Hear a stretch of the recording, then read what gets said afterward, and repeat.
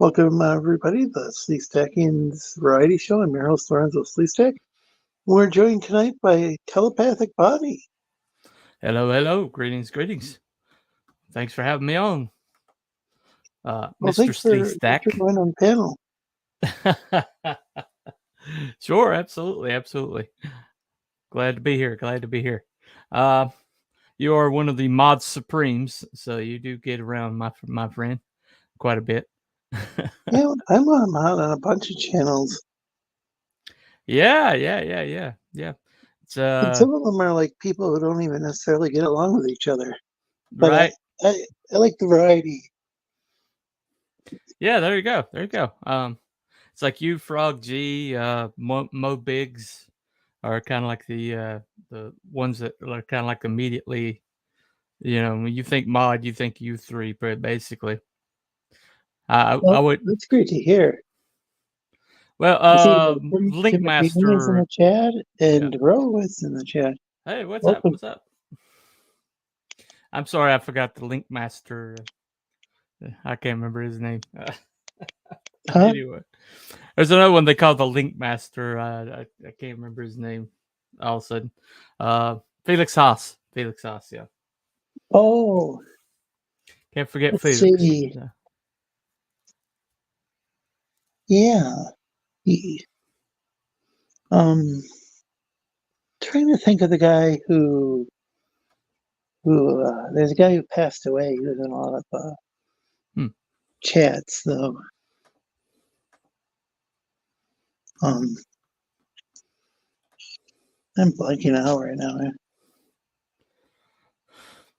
Yeah, I'm not entirely sure who that is. I'm having a hard time hearing you. I have my phone up all the way, and still I can't. Oh, okay. Okay, no problem. Is that better? Maybe slightly. Oh, okay. Oh, looks like we got Chris Longfellow. Welcome. Or I should say Mrs. Chris Longfellow. Gotcha. After Dark, welcome. And Mike Walters. Hey. Pleasure.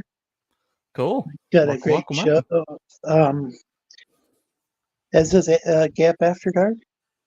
Oh, and hey, RJ William. Do you have Wrench? RJ? Anyway, thanks for joining. So, yeah, I've been seeing you around in a lot of chats, seeing you on panels. Well, I try to make my way. Telepathic Bunny comic. Yeah. Keith Giffen may be thinking of as Rex was talking about channel.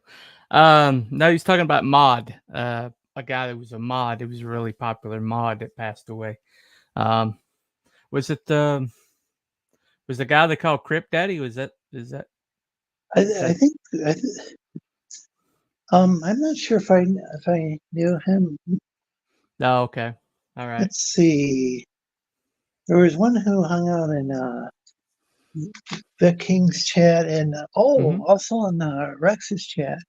Oh, okay. And I think he had some sort of he had cancer, and then right.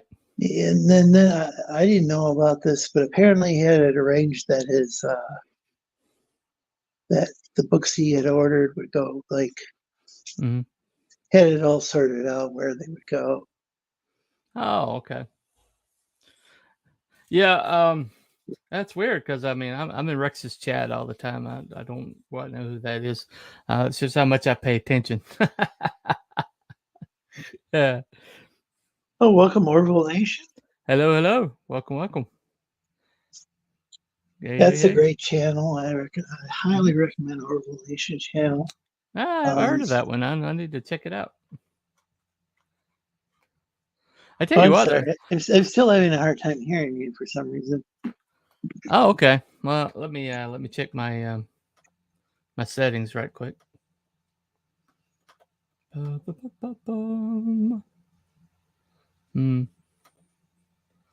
right. I took it off automatic and I manually raised it. Is that good? That's a little better. Okay. Yeah, that's Is there a way maxed. of raising it higher? That's pretty much maxed out. Oh, wow. Yeah. That's Sorry, interesting. man. Everybody's mic is different. Yeah. Yeah. Let me raise my voice level. How's that? Is that better? Yeah. Okay. All right. I'll keep it that level then. Well, y'all can slice. He's got a gaming channel. Oh, okay. Shadowhawk Talks. Mm-hmm. The co-host on over at the Devil Flyer channel. Well, let me ask, Shadowhawk, who is your mod who passed away? He's a pretty popular mod, got around quite a bit. Yeah, I'm trying to. I can't believe can't. I'm blanking out on his name. If anybody knows, it'd be Shadowhawk. He gets around a lot. I'm really bad with names, but yeah, the guy was in the chat all the time. But like, I think at the end of the show, he delayed all of his messages. Gotcha. Which was, yeah, it's kind of sad. And so now there's not much of a record of the guy. But yeah, I remember like every day in Rex's chat, he'd be, or at least every time he'd see me, he'd drop my link. It was really cool. That's cool. Yeah, a guy who disappeared on me is a guy named Norm Leinert. Remember him? Word Fab. Oh yeah. Yeah. I'm really sorry. Yeah.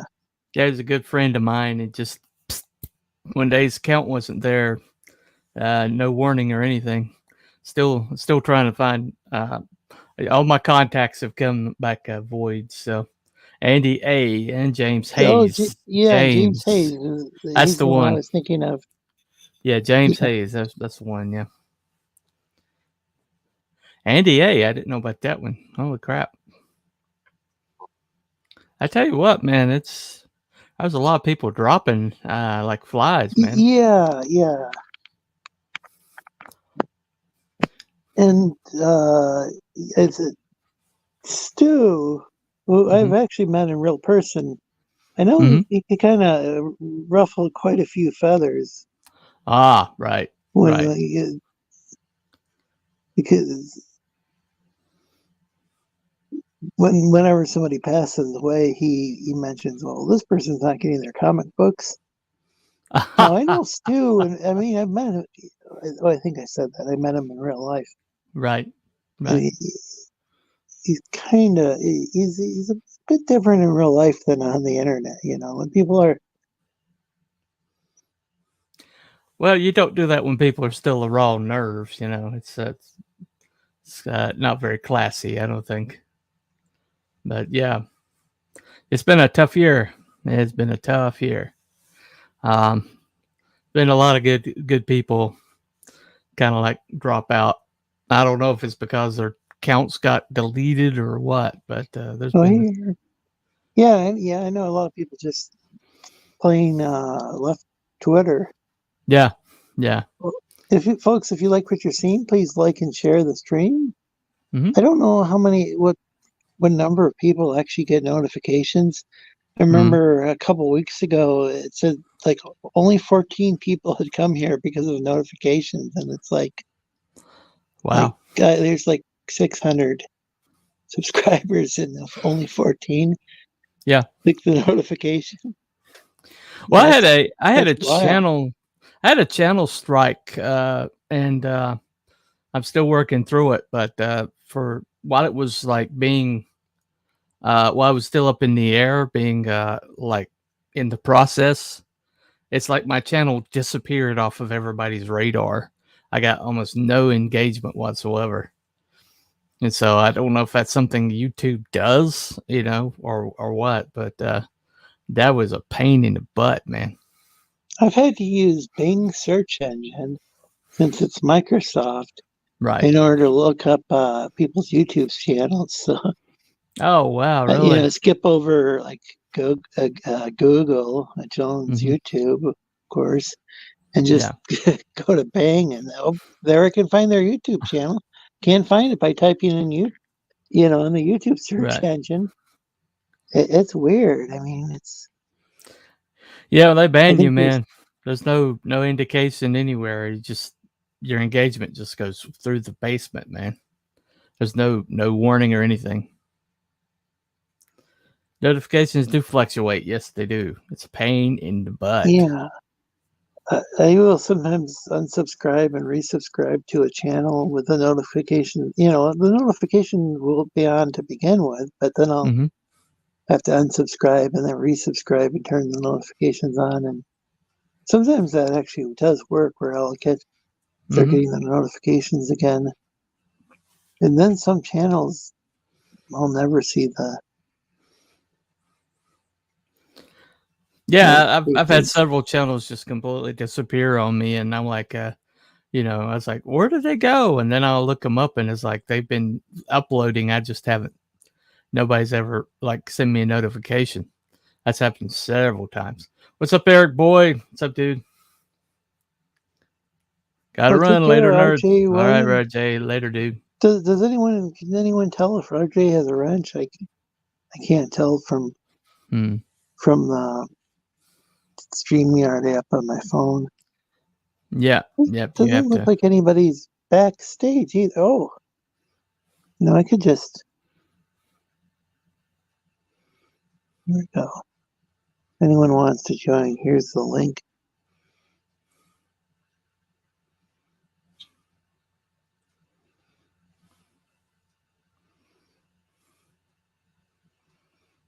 Heaven only knows what can of worms I could have opened right there, but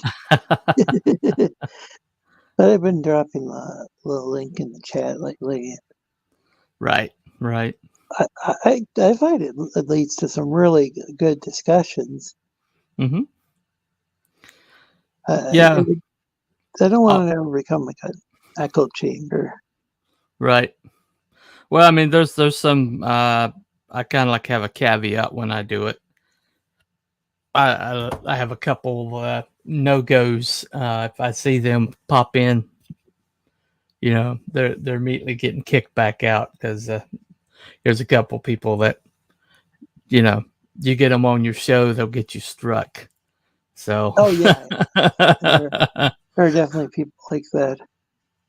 Oh, definitely. They'll get you struck. Whoop. Yeah. RJ did not have a wrench. No. Oh. Yeah. Everybody else seems to have a wrench, but no, he didn't have one.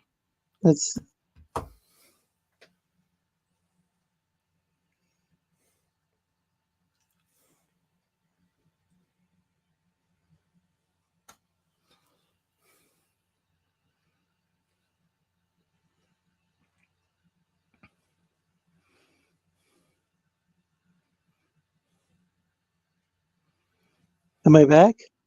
Yeah, you're back. Yeah, I think it meets me when I go to YouTube on the mobile app, which actually that's pretty helpful. Doesn't do that on my computer. Right.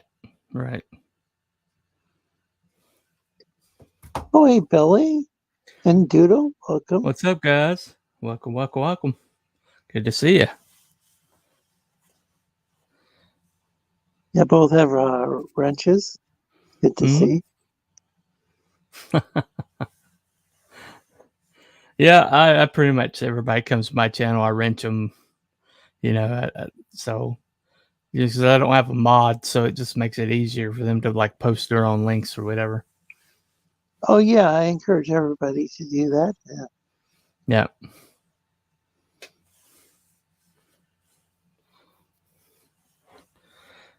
So yeah, so what subjects do you usually cover on this channel? I'm sorry, what would you ask? What subjects you usually cover on this channel? Oh, we discuss any number of topics, from arts and entertainment to technology. games, whether they be video games or like Did you see role-playing games or board games or whatever, Did you see somebody posted like it was supposed to be like Grand Theft Auto 6 with a Latino lead or whatever, Latino lead. And, it's probably a deep fake, but my gosh, it looked really realistic because it looked like something exactly what they would do, So she's this bland looking Latina wearing white. I see. Like,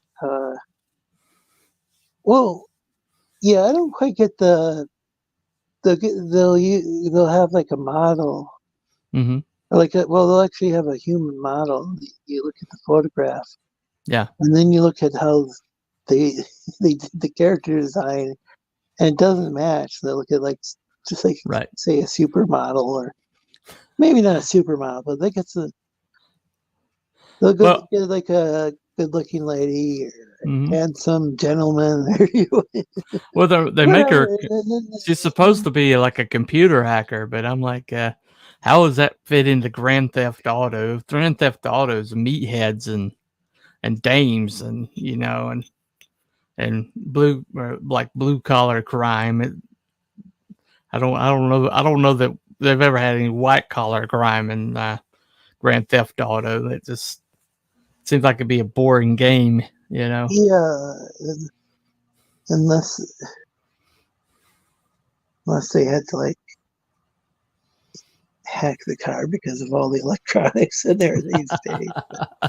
Yeah, it just seems like it seems as long as somebody has, as long as, since considering it's just people like punching the window and then right. As long as they have I think they call it a fob or whatever that they have nowadays that replace keys. Mm-hmm. As long as you get that, as long as you can get access to that, the car should run. I mean, I can actually understand maybe somebody who hotwired cars. I don't know if that's still a thing or not, but yeah, I don't think so. I don't think so. Sense based on my limited gameplay. Well, the thing about it is I know computer hackers, and anybody that's attractive enough to get a date is not going to wind up being a computer hacker. They're just not. That kind of the commitment it takes to, swim through code and learn these skills. I mean, that's somebody with no social life. So you are not going to find attractive females doing hacking. You're just not. That's completely totally fabrication. Well, didn't you say that the woman was kind of plain looking in the game? No, I mean she was wearing like plain clothes, but she's attractive. Oh, okay. Attractive Latina, but they had her like dressing like a. Oh well. Dressing like a Karen. The route of like some of these games where they that's what I was mentioning earlier. Is they'll get like a look at the photograph of the person they used as the model, and it's like, oh, this is a very attractive woman, or that's a handsome guy, and then and then typically with the women, not as much with the guys. They'll go and then just do something that distorts the picture. It's not It's not like they take a plain looking person and use them as a model. Right. And that would actually look a lot more natural. It's just like seems like somebody just does kind of a half-assed job, and then they don't fix it because it's like, oh, this will appeal to plain looking people. Right. Which it doesn't really. No, it doesn't.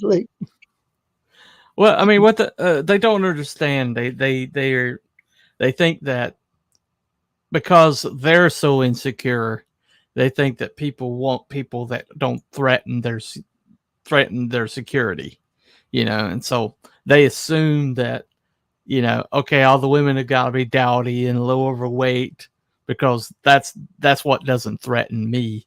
But it's like, and men don't see guys like, I wish that guy was overweight or a little less muscular, because he makes me feel insecure about myself seeing this guy muscular like that. But and so they assume that guys who buy video games, let's face it, primarily are guys that they have the same insecurities that females do, but females are just wired differently from us. They just are. We see a muscular guy, with built like a brick house, and we're like, that guy's cool. I like that. That's somebody I want to follow. Because that's just how we're wired.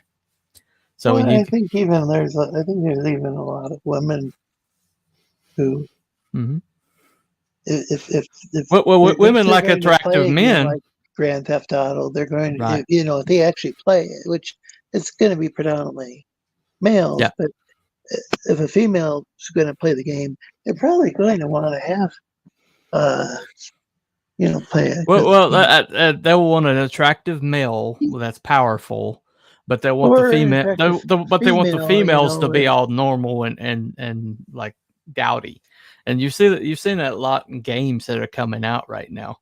The men are just built, or see the Marvel movies, where all the guys are still built like brick houses, and they take their shirts off every other scene, but all the women are normal and Yeah, that can be kind of silly. What ticket is this? I'm not sure.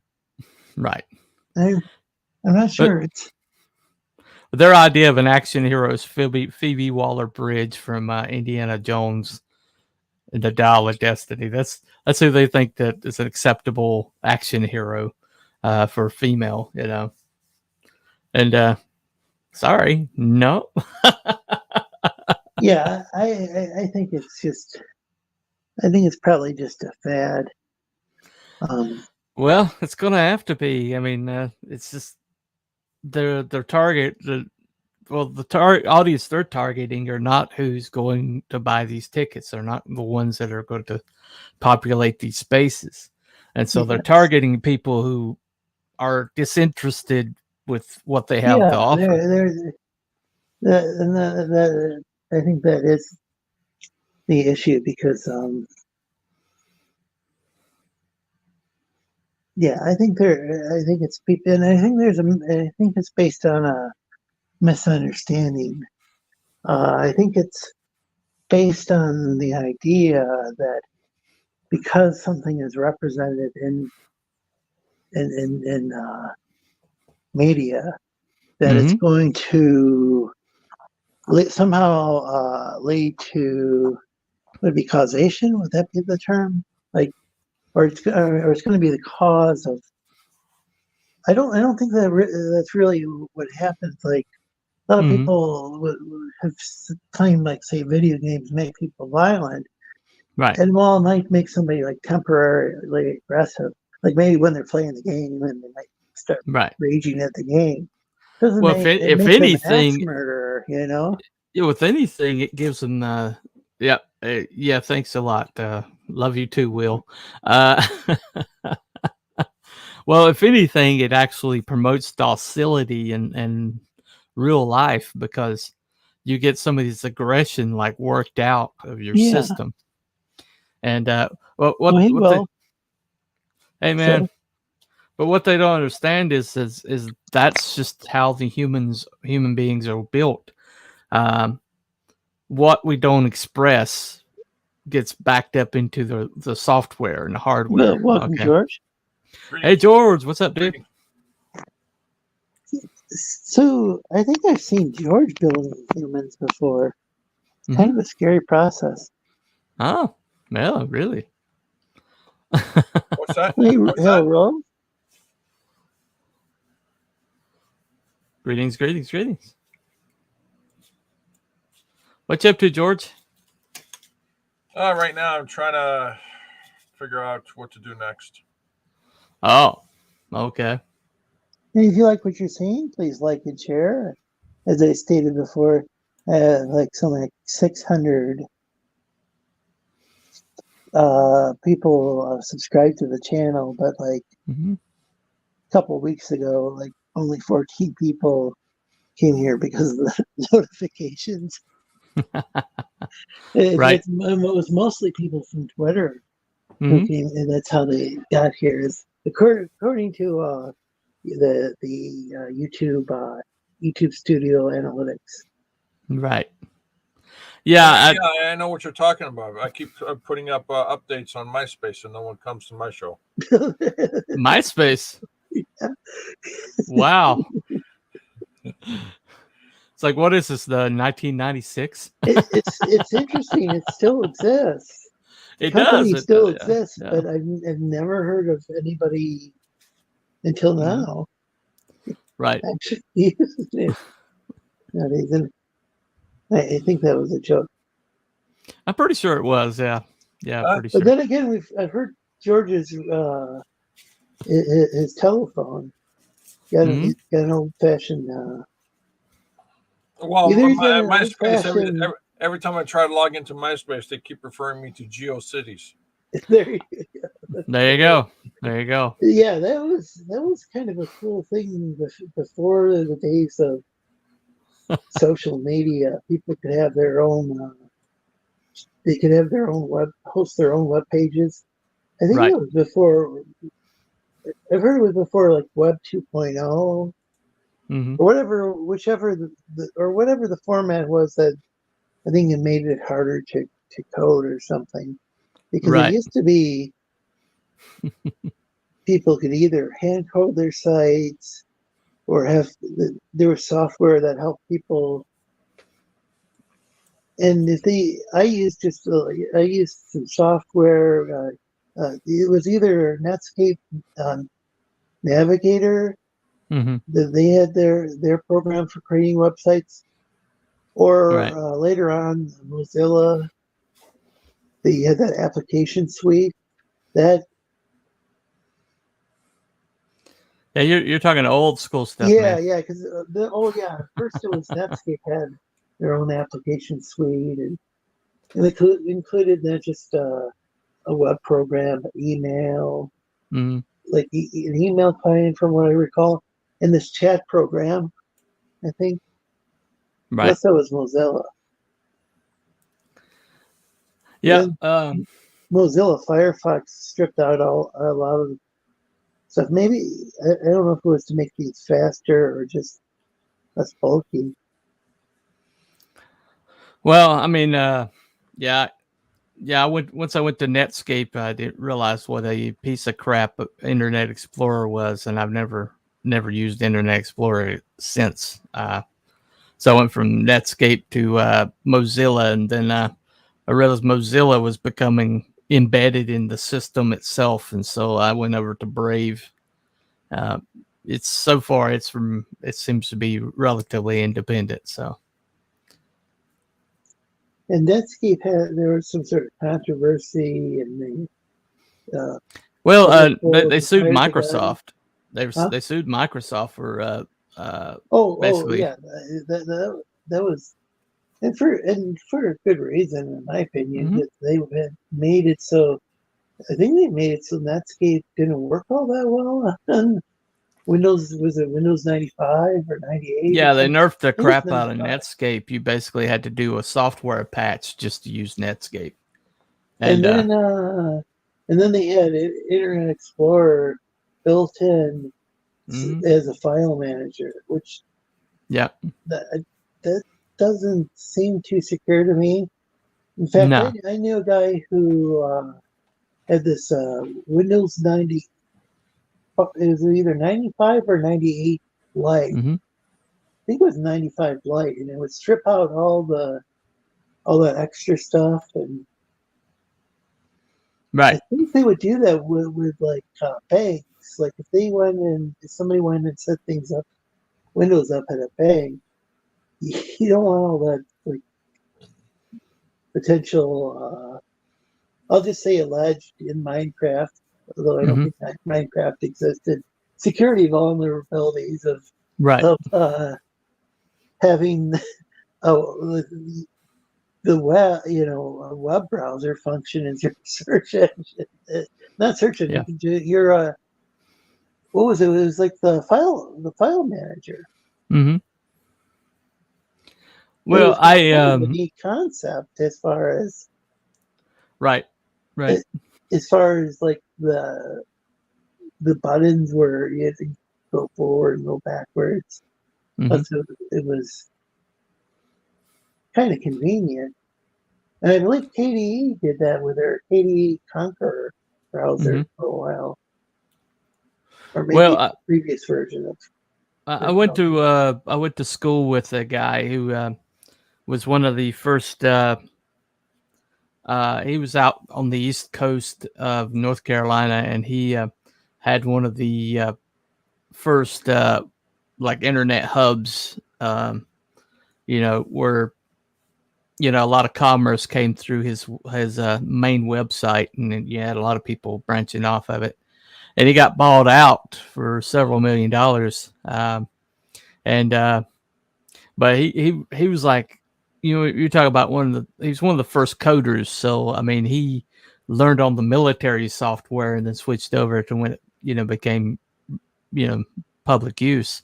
But he was telling me all sorts of stuff about how a lot of the infrastructure that the internet was based off of was that initial internet that the military had. And was so that ARPANET, do you know? Because I think there was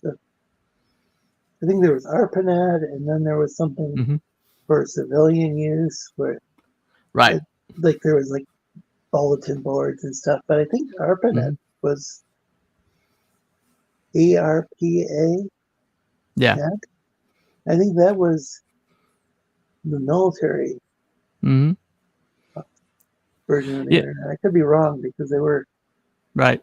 Oh, there was also Usenet, which was interesting. It was, I don't know if it was always this way, but the Usenet client I had was just my mail program. Right. My email, back when people used to use email apps, they still do.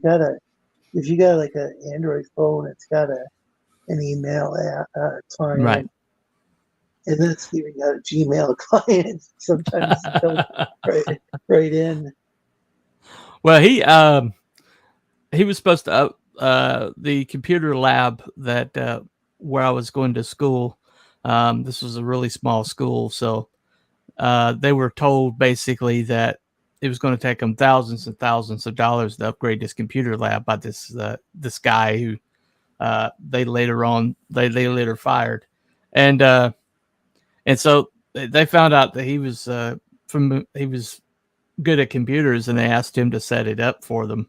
And he's like, okay, well, just give me like $1,500. They're like, $1,500? What? And so he said, yeah, that's all I need. So he went out and he bought top of the line, like a box. This is back in the late 90s, whatever.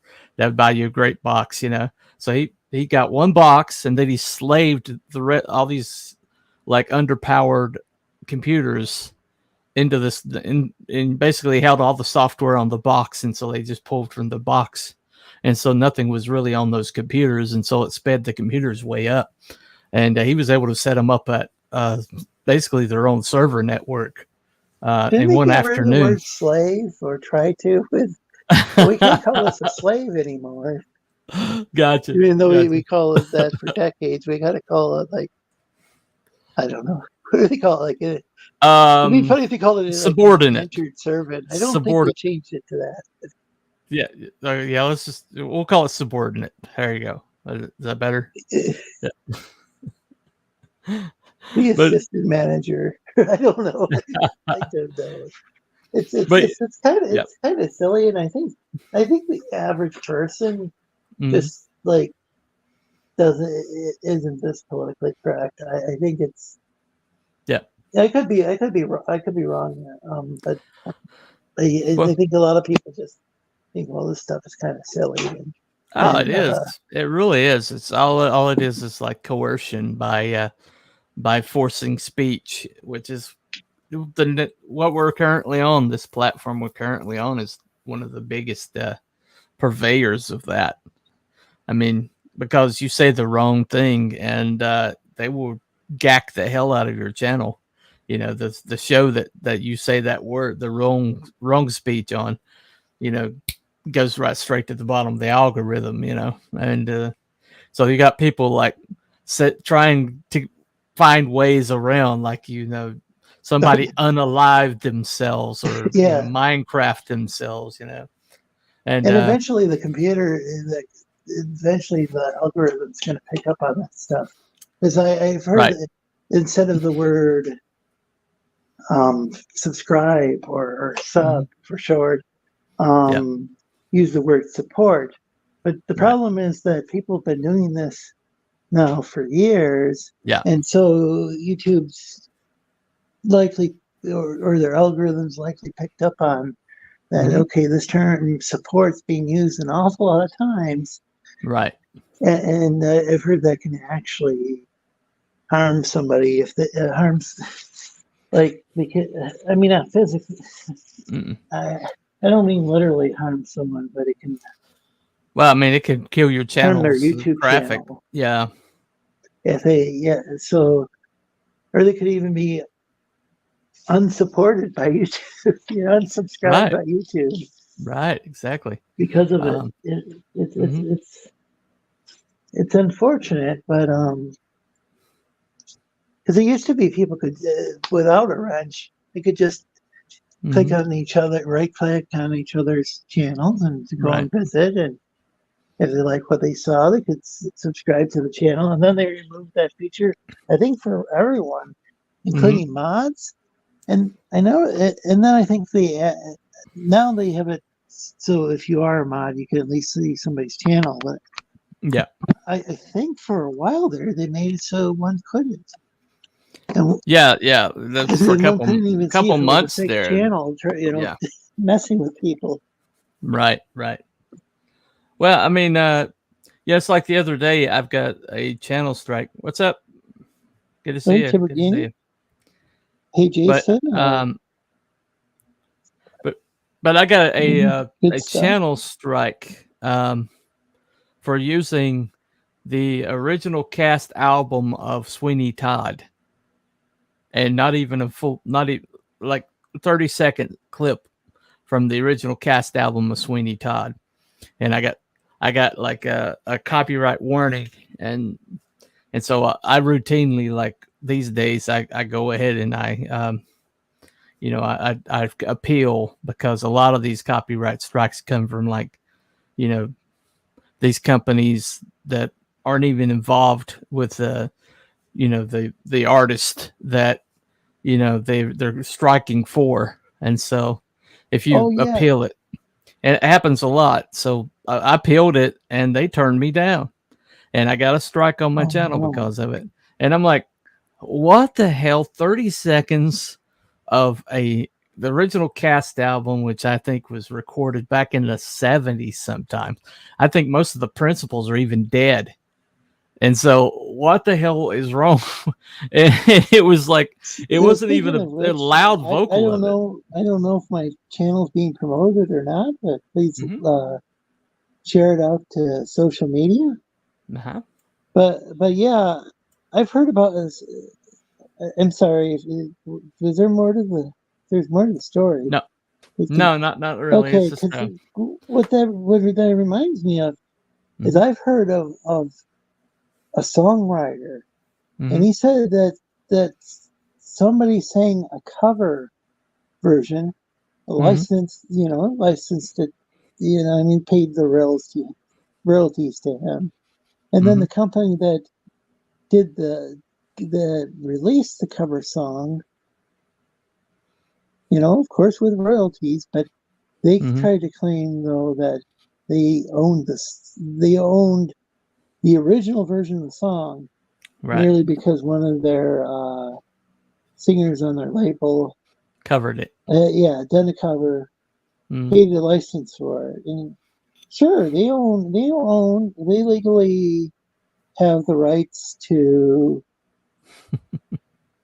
their own version of the song. I don't know how it works as far as maybe I don't know if they have to pay royalties every time it's on YouTube or whatever. But I mean, every time somebody watches or how that works, but they have the rights. They have the right to use the song because they paid the original person, but they don't have the right to take it from the original person and claim it's their own just because they.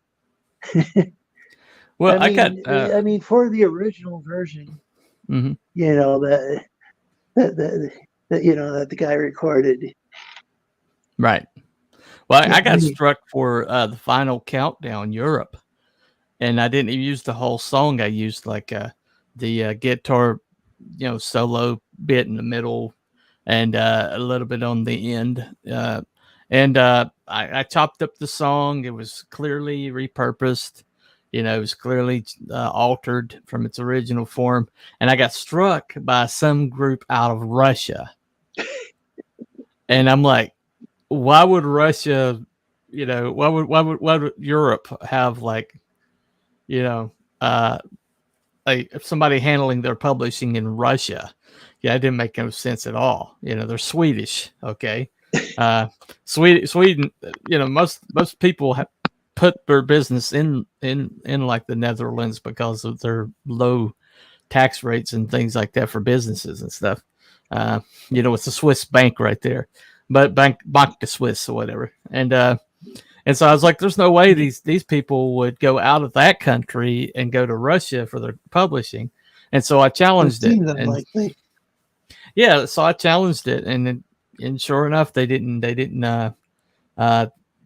go for the copyright, or they didn't uphold the copyright. So, and I was like, yeah, that was definitely a hoaxer. But the thing about it is if they copyright the stuff and somebody doesn't like say anything about it, then any monetary gain from that particular show will go to these people, and that's people are making like millions and millions of dollars falsely striking content on YouTube. And so it's made it almost impossible for anybody to do anything on YouTube. But there's a lot of channels that do reactions. There's a whole entire, and so that there's a whole ecosystem. And if I do a reaction channel, I would be over 1K probably by the end of next week if I did a reaction channel. I mean, that's how much they're boosted. And so, but at the same time, they lose a lot of content because of strikes and stuff like that. So it is what it is. I think if something's used for review purposes and it's transformative, right? It's supposed to be allowed, but I think it ends up being really. I think it's more complicated than that. Yeah. I'm not an entertainment lawyer. Well, it's like Rick Beato has its own weird interpretation of the law. Yeah, they don't even know what they're doing. Rick Beato is one of the biggest YouTubers on the planet, and he's got like some of the biggest stars that come to his channel to do interviews and stuff like that. And he's hugely influential, and yet people like the Eagles, people like Led Zeppelin, he has to basically redo their tracks just to when he wants to reference one of their songs, because if he plays any version of their song, he immediately gets struck. But channels are like smaller creators who the Oliver Anthony, Richmond, north of Richmond. The reason he got so big so fast was because he's not copyright striking anybody that uses his music. And so any of these reactors know that they can just react to it. And Tom McDonald's doing the same thing. And so is Home Free, the all acapella country. And they've made massive strides outside of the system because of these reactors knowing that they don't get struck if they use their stuff. And so these people that are like striking stuff and enforcing copyrights are basically cutting their own throat, because if anybody's watching somebody react to your stuff, then you're getting out there. Dan Vask is almost at 1 million because he doesn't copyright strike. And Mama. So I've heard somebody that occasionally a band will have that policy, but then they'll get signed to some label, and then the label enforces its own rules, and they lose all their influence. Overnight. It messes everything up for the people who had used the song because they had permission, and then companies now like, oh, we own it now. You can't. It's just too bad. There's even there's this band called Negative Land that they tend to use a lot of samples, just tons and tons of samples on their song, and they came up with their own version of the Creative Commons license that could be used for music, so that people could go and use their music without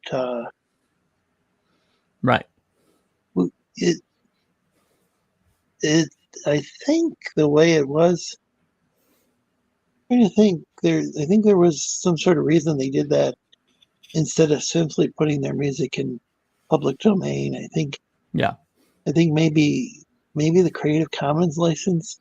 Maybe it keeps people. So maybe it keeps someone else from copyright. I don't know. I mean, I think it's a copyright, but it's more like a copy left, if you know what I mean. It keeps somebody else from claiming their music. I guess it just keeps people from claiming their music as their own. And but it's like the way Tom McDonald does it. Okay, is he releases a YouTube video, and he does everything that's necessary to keep YouTube from deboosting him. He blanks out all the cuss words and stuff, and he'll release it and he'll get several 100,000 views. But if you want that song, he's got a link to his Spotify and his Apple, and so it gets hundreds of thousands of downloads because people like the song and they want it on their iPod or what they want it on their media, whatever. And then what he does is, if you like that, there's other songs on this hard media, the CD that I've got that aren't going to be available online. And so he sells a bunch of hard media also. And this guy is just gaming the system right now. But there you go. That's what Jason Black said. Keeps people from copyright. Can't profit somebody else's CC, right? That's what I was wondering. But if people weren't greedy, if people didn't have that old mindset that they have to protect IP at all costs, if they didn't have that mindset and would allow themselves to participate in this greater ecosystem, then they're leaving so much money on the table by not letting people listen to their music, because it's a whole generation that hasn't heard this stuff on the radio. And so I'm seeing people discover people that I took for granted, and they're hearing it for the first time, and they're like, oh my God, these people are incredible. I haven't heard this before. Because the whole generation that basically was only allowed to listen to hip hop, and they're discovering rock and roll and some of the classic rock and roll and stuff. And even country and some other stuff, other genres of music. And they're like, I never knew this was out here. And it's, and what people don't understand is by pulling yourself out of that and not getting the exposure that comes from people like discovering your music, and people, it's because it's addictive watching somebody like listen to a song that you haven't heard or that you've taken for granted and see their reaction. It makes you appreciate they got a lot of cool reaction videos. I know there were a lot of funk albums that were out of print, and and when hip hop came along and these DJs were sampling these albums, this vinyl that was out of print, right? Even though they weren't always paying the royalties and have been trouble for that, but it actually ended. Some of those albums I think are now back in print. Those old funk albums, because of people sampling it, and right. Right. And then, but it's kind of it is kind of ironic with hip hop that I guess if you're only hearing that or some form of pop music, you're not. But like I think the rock stations, I don't know, a lot of them maybe you'll hear like the same few classic rock songs over and over again, but it might be a bunch of songs that like even a band like Led Zeppelin, you might only hear some of their songs. They're not necessarily going to play every single, they're going to play, or Pink Floyd, they're going to play what's the most popular on a rock station. A college station might play more of it, but then again, if something's too popular, these college stations will tend to kind of shy away from it because you don't want to compete with a commercial rock station. So there's a lot of stuff that rarely, I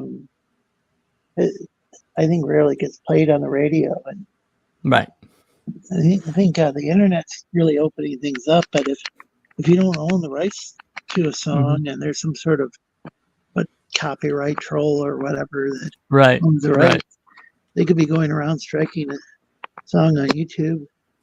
I've heard the same thing happens with software patents. There's all these classic video games that people can't legally buy anymore, and yet if you download the ROM, illegally, you get in trouble for that as well. So some company might, technically, they might still own the rights, but they're not doing anything. They're not re-releasing the software. It's really frustrating the way with that intellectual property laws have become. It was bad enough before the web, and now it's, I think, with the Digital Millennium Copyright Act, stuff, other laws. I think it's become really big hassle. Well, the thing about it is it's like what is his name? The little redhead guy. He is really huge in England. He's pretty big over here too. What is his name? Plays mostly acoustic. Carrot Head. What? Carrot Head.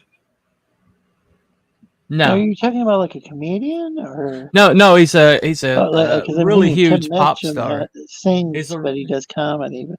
Yeah, he's a really huge pop star. He's kind of got a lazy eye. It's really red hair. Justin Bieber?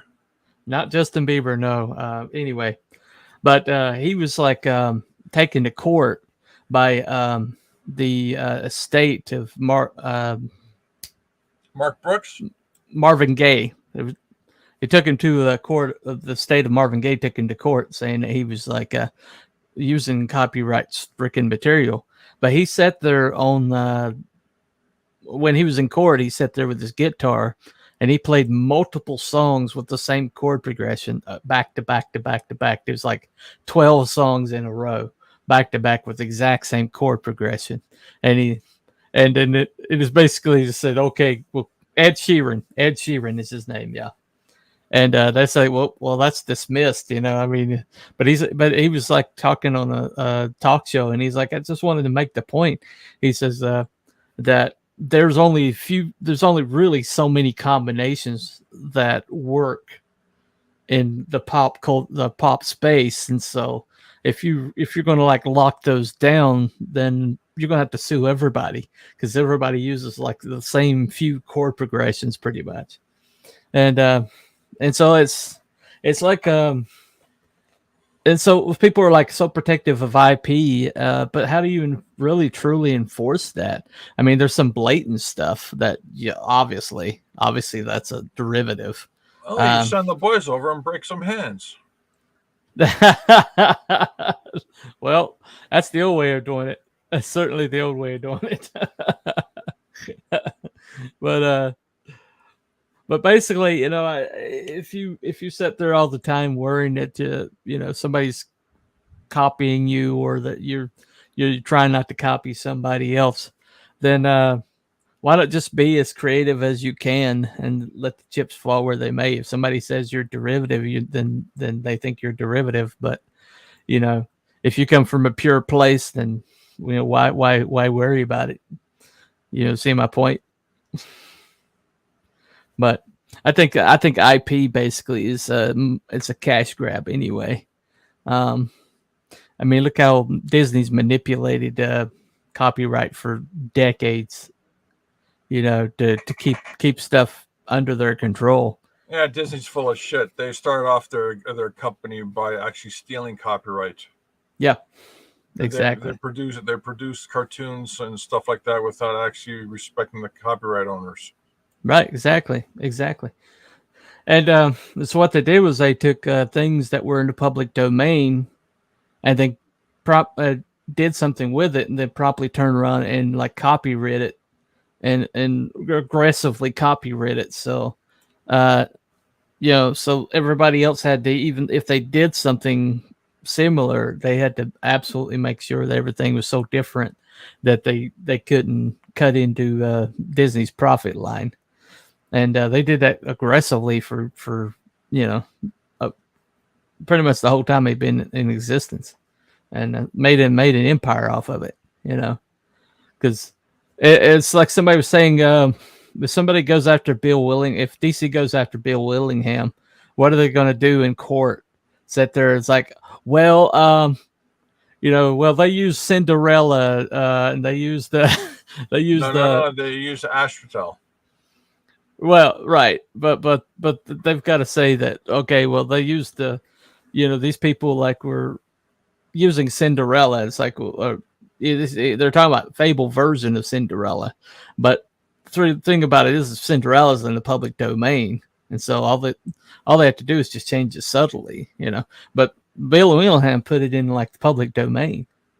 And so, yeah, and DC says he can't do that. Lawsuits forthcoming. Blah blah blah blah. Bill Willingham is an idiot. He created himself. He created more problems for himself by doing that. All he had to do is be a little patient. And he'd been patient for over 5 years. Yeah, I know. That's the thing. And DC was sending, basically sent their lawyers to basically tell him that they were going to cut him out.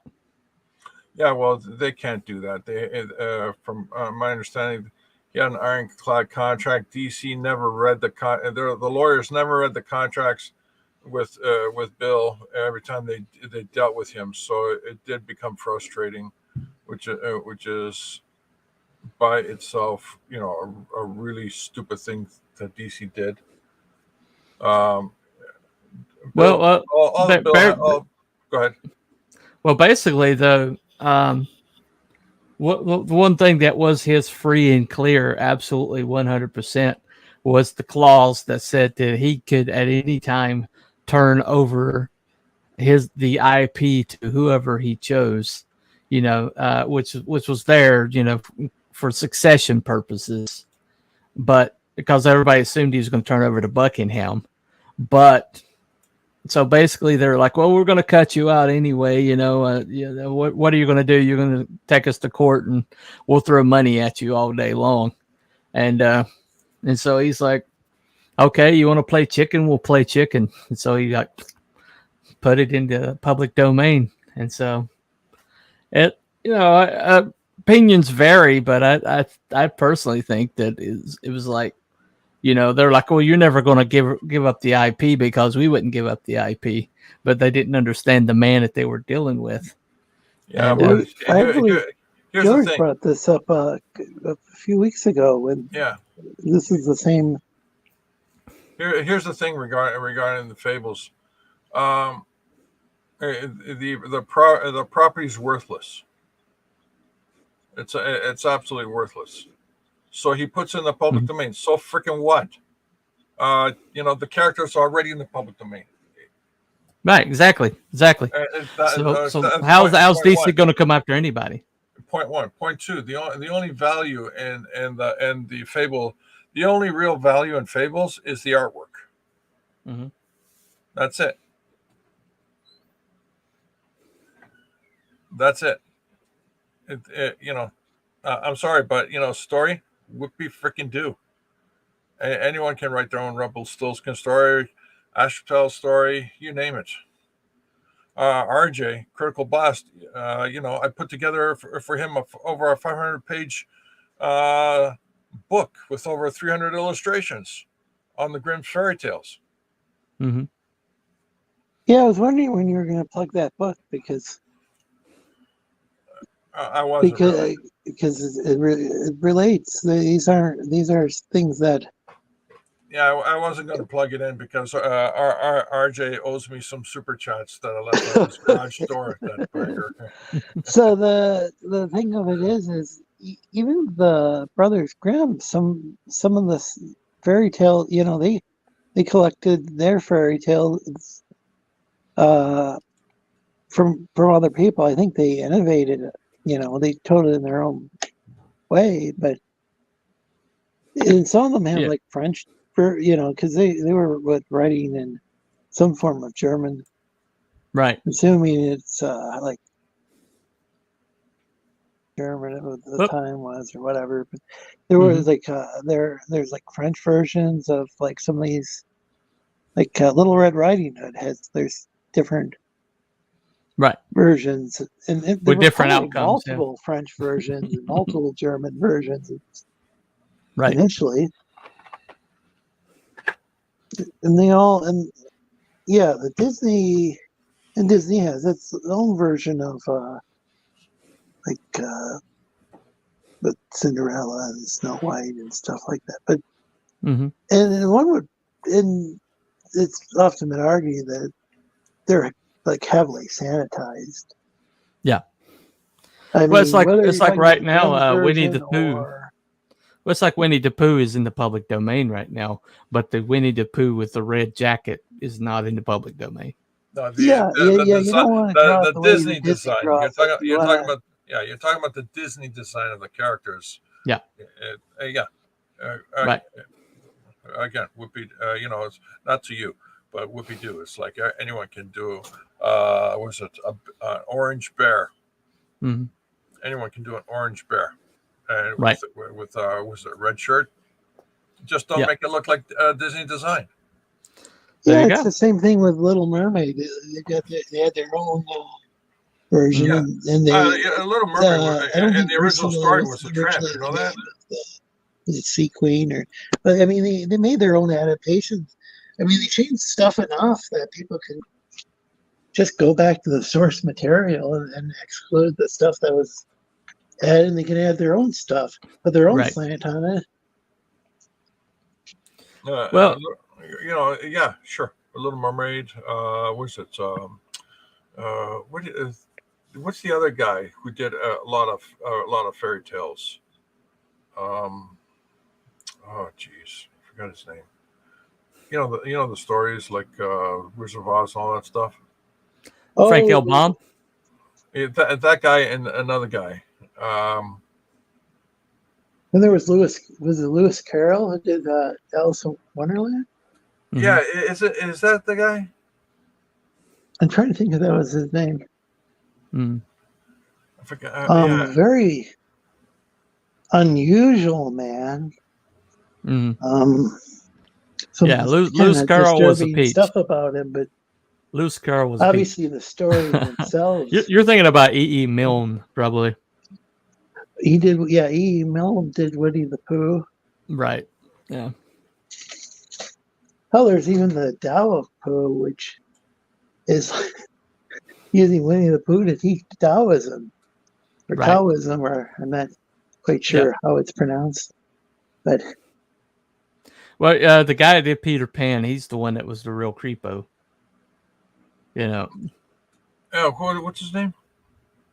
Oh gosh, I don't know. There's a whole movie on it, but it slipped my mind. Lewis Carroll would have loved acid, definitely. Definitely. I think didn't he? Was he on like opium or something? I don't know. I don't know. It might have been ergot poisoning. I don't know. Might have been ergot poisoning. I don't know. So a lot of them did. A lot of them had ergot poisoning. Is that what the roots of LSD and? I don't know. It's entirely possible. I don't know. Is ergot the stuff from? Wheat bread. Bread mold. Yeah, bread mold. Yeah. I can't remember if. Right. Yeah, I think there was this scientist who accidentally became the first person to trip on acid.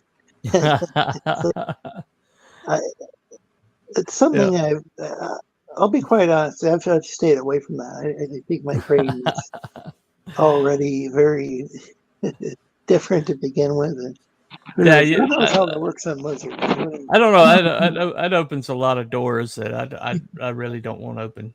You know. Abby Hoffman, 1947. Oh yeah, 1947. Okay. Yeah. Right. Yeah, and then there's some stuff I don't know if I could even talk about it on air, but like people can look up, say, people can look at say some of the university experiments. I think it was still illegal at the time, and the universities and right. Oh man, they did a lot of crap to kids, man. They did a lot of crap to college kids, man. And I think maybe from these university experiments, to it turned into all of a sudden like the Haight-Ashbury State or whatever. It spread. It wasn't once. Hans Christian Andersen. Young people discovered it. Hans Christian Andersen, yeah, definitely. That's the one. Yeah, that person did. Holy smokes! PDG Ronnie G. You're welcome to join us. What's up? Timothy Leary in the Harvard Psych Department. Love that stuff. Yeah. Some people think that the whole entire boomer generation was probably a CIA experiment. Yeah, so I'm not sure if it was the CIA, but there was a certain person who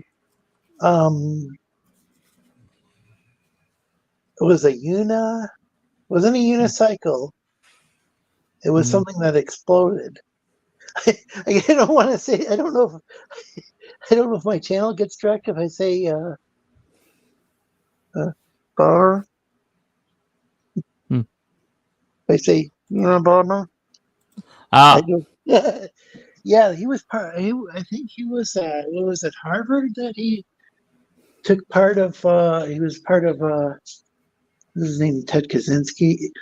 Anyway, I think he was in one of those programs. He was part of that. Yeah, and he was never the same after. I'm not saying I'm not sure it's actually connected to his crimes, but like it's just he was part of that the university. Well, the guy had an IQ that was close to nearing 200, so messing with a brain like that. Huh? The guy was nearly 200 IQ. I mean, he was in the 180s or something. Wow. Yeah, I know he was like really into ecology and at least. Well, I'm saying I know. I've heard that. I don't know. I'm kind of reluctant to get there. Say like I'm dyslexic, and I'm kind of reluctant to go and say get an audiobook version or whatever. The guy's so notorious, but yeah, I think he wrote a lot about like the environment and stuff. Yeah, I think he was. Oh gosh, what was the name of that experiment? It's a very famous experiment. Don't matter. Anyway, we probably shouldn't be talking too much about it. Yeah, Cary Grant was on it for psychotherapy in the 1950s. So that's another thing, right? Is I've heard that like that it's being there's some experiments going on again as far as psychotherapy and it'll be interesting. Obviously it's not something I can advocate, and as I've said, I honestly haven't tried it. It's one thing I haven't tried. Well, Joe Rogan is pushing it, so he's probably done a lot of people a disservice. I agree with a lot of things he does, but that's one thing I adamantly thinks he needs to shut up about. Oh, hey, James, welcome. Hello. Welcome, James from VideoJamesNZ, or NZ, as Americans would say it. Mm-hmm. Joining us. How's everyone? Doing all right. Doing all right. Welcome in. Welcome in. It's good. How you doing? Welcome to the discussion of MK Ultra and everything else. Yeah. Oh. Awesome. Looks like I jumped in at the right time. Yeah. And we got DJ Ronnie G in the chat. Hello. He's an interesting character. He works on IBM mainframes at work, and he's got these like really cool turtles at his house that like they're not as big as the albino turtle we had at the zoo. I don't know if it's still alive, or I think it lived a really long time, but or was it a tortoise? I can't remember. But did the turtle have a big flat head and fly around with fires coming out of his appendages? Huh? Is it a ninja turtle? I'm not sure what kind of turtles they are. But he's a big science fiction trying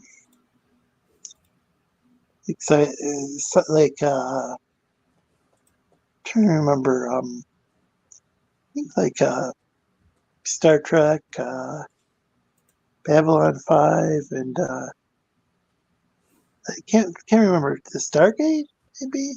Or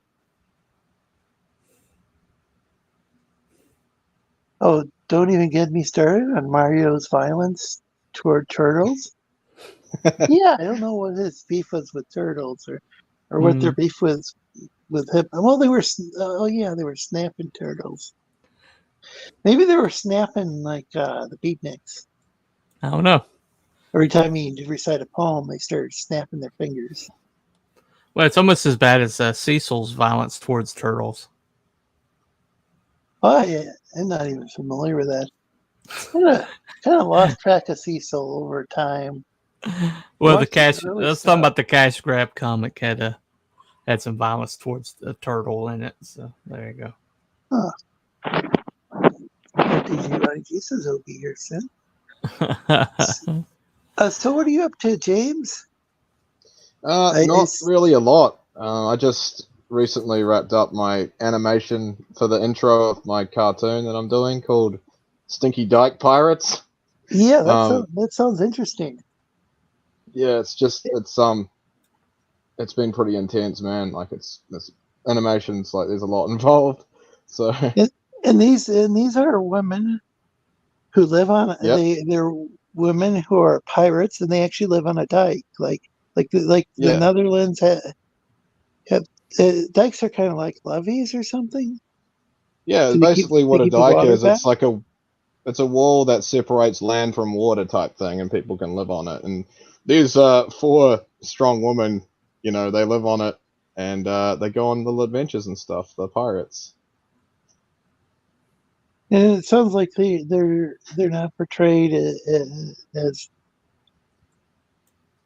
like entirely flawless or entirely flawed, like they're actual. Yeah, they're just like everyone else. So I mean, I could play the intro if you want me to. Oh yeah, please do. I can't play videos myself, but if somebody screen shares, I can, because I'm on my phone and my laptop's currently not working. Okay. But it actually works better in most other ways than with my laptop, because my laptop had a small screen, but I was using the desktop version of StreamYard, whereas the whereas the mobile version's made for small screens, and so I can actually see everything on the screen. We'll check out a community service, book 1, comic book on Telepathic Bunny's website. Yeah, so if you want to share your video, I can. Yeah. I think I if you can hit hear the it or more not. button, and the video will show up as a guest. Okay. Is it working? Okay. Okay, I screen shared. I don't know if it's working though. You'll also have to enable the audio. Oh yeah. I think I did. Sorry if I'm telling you what you already know. It's just, it's kind of something that throws me off, though, is I'll forget to share the audio. Yeah. It looks like under more tab. We got DJ Ronnie G, welcome. And I got VideoJamesNZ. I'm kidding. I'm using this on my model kit. Okay, this classy.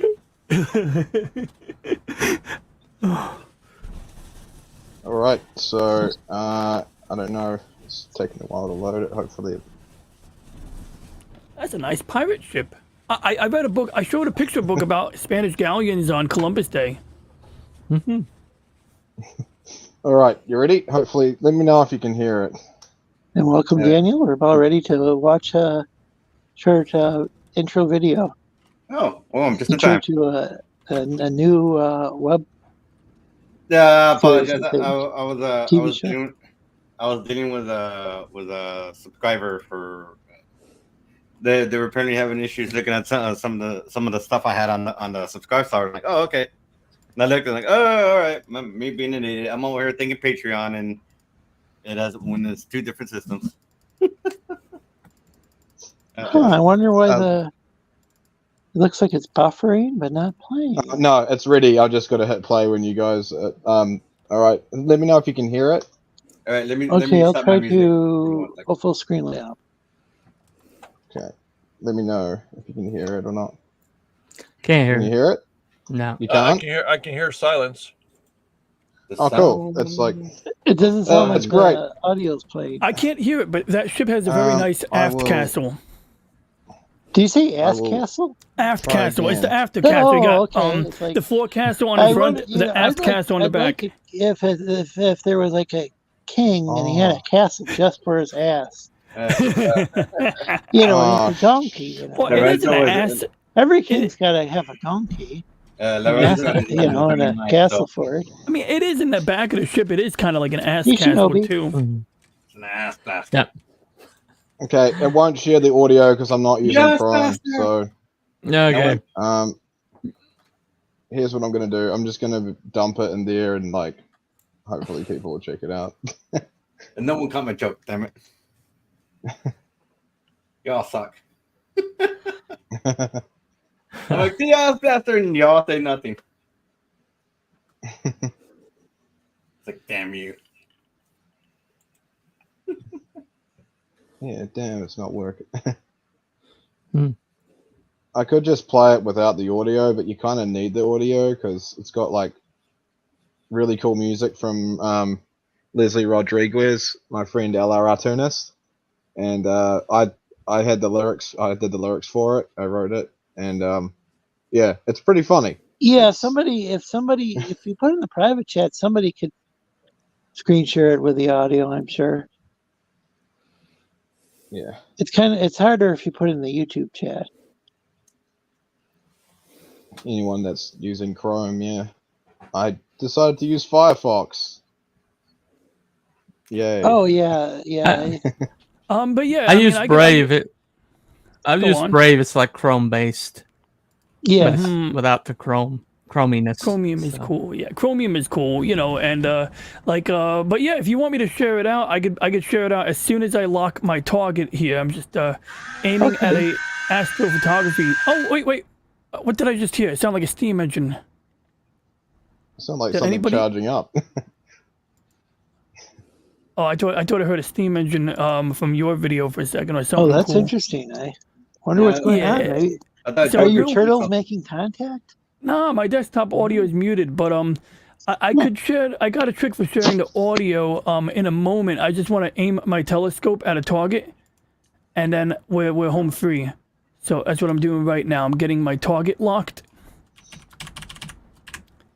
You have a telescope that's hooked up to your computer? Is this a real telescope? I have a laptop in the backyard, hooked up to the rig, and I can access it over the network, and that's what we're doing right now.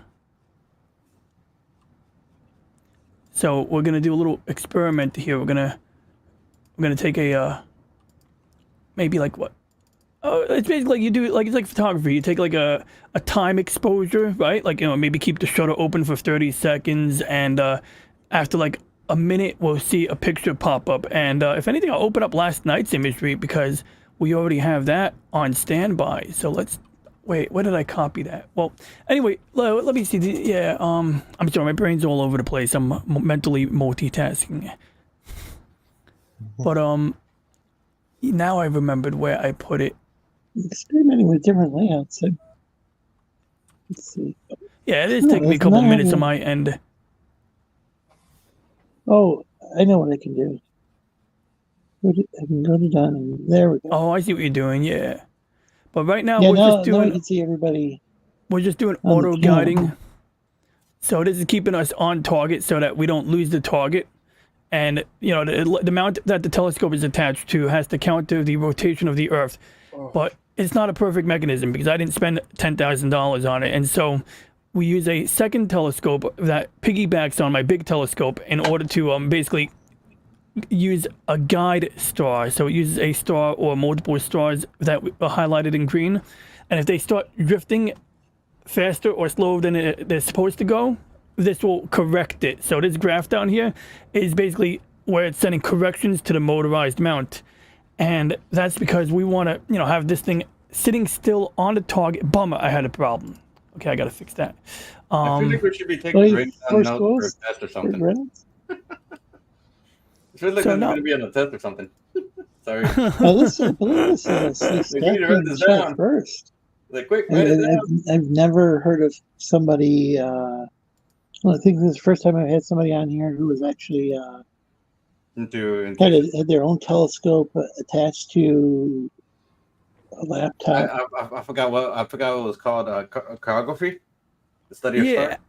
Astrophotography. Yeah. And so we use this application here to aim it. Mm-hmm. So we pick targets using this like map, basically. Oh, that's beautiful. And then this program is cool because you can sort of fast forward it and see how the Earth rotates. So if I want to know what it's going to look like at 5 a.m., I can, follow the rotation. Whoa.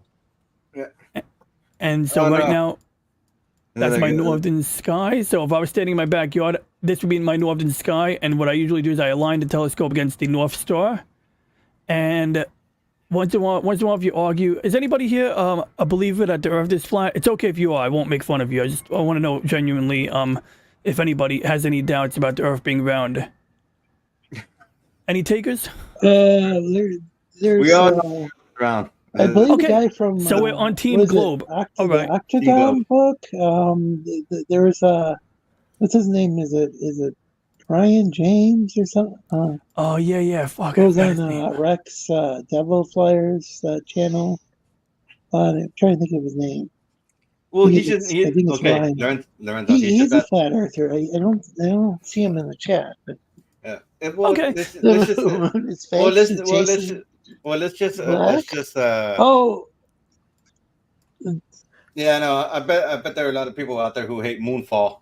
The movie Moonfall, where the moon is a superstructure that's housing a what do you say? A brown star, a dwarf star, or a brown star? A brown dwarf star. That's cool. The concept is cool. I might not believe it, but that's a cool concept. So actually, here's an interesting one. Do I have my pictures? I do. I'm gonna get you. Okay. So you just reminded me of a great topic. Many weeks ago, I was on a stream with a fella named the Nerdporial Lifeform, and oh yeah, and like he had me on a members stream, so to speak, and. What happened was we started talking about like the solar system, and I sent these pictures to a coworker a while ago. So let me just actually maximize this so it doesn't like show my private email information on the screen. So we're gonna just shuffle it like that. Yeah, after that, I definitely do want to watch. Yeah, be careful with that. Yeah, I'm not that paranoid, but it's good to be careful. No, it's more that you probably get spammed for a Nigerian prince trying to send you money. So what we got here is like, a solar system diagram of the Kuiper belt. And you can see like, for reference, where my mouse pointer is, this is Jupiter's orbit. In fact, this is Jupiter in this area here. And everything that we know, Earth, Mars, Venus, and Mercury, they're all inside this circle somewhere. And the scale is not accurate at all, because there's no way this would fit in this little picture if you had accurate scale. So they kind of have to always fudge the scale to show you everything fitting on screen like this. And then in this picture here, we got the sun, we got Neptune and Pluto's orbit, and you can see they sort of intersect a little bit. And then we go further, and what is this shit here? This is cool. So basically, it's not that cool. I'm kind of a nerd, I guess. Well, basically, everything we know is in this middle area. So everything like before Pluto is like in this little center area here, and we're looking at dwarf planets. Now, forget about Planet 9 for a moment, because this is just a theorized planet. But all these other objects. I often forget about Planet 9. Yeah, it's a speculated planet, but the speculation is that we have a lot of objects on really wide orbits in the outer solar system. So you got, for example, Sedna is a dwarf planet that is similarly sized to Pluto. There's another one named Eris, and Eris is in the next picture, I think.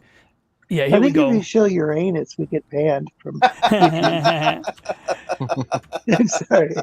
No, it's good. No, so actually, it's funny because we got Pluto right above Uranus, and then above Pluto we got Ixion. So you got Uranus below Pluto and Ixion, and Ixion you probably never heard of.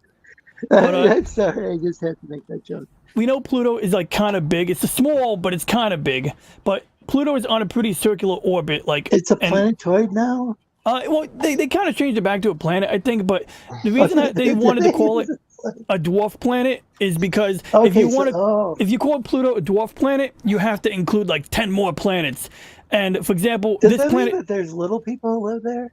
No, not necessarily, and not that I'm aware of. I had no idea I had that many marks on my anus. Yeah, we're gonna have some ankle biter biting us forever because of Lorenzo. But this ties into brown dwarf stars because like the problem is that now you got Pluto on a pretty tight orbit, but then you got Eris and it's like on a much wider orbit. It's like a 1,500-year orbit or some shit, whereas Pluto is a 300-year orbit. And Eris is about the size of Pluto. It might be a little bit bigger than Pluto, actually. But now, why do we have these planets on really wide orbits that are going way far out there? We think that there might be a brown dwarf star, which is basically like Jupiter, a really big ball of gas. Take care. Gotta go, guys. Sorry. No. Have a good.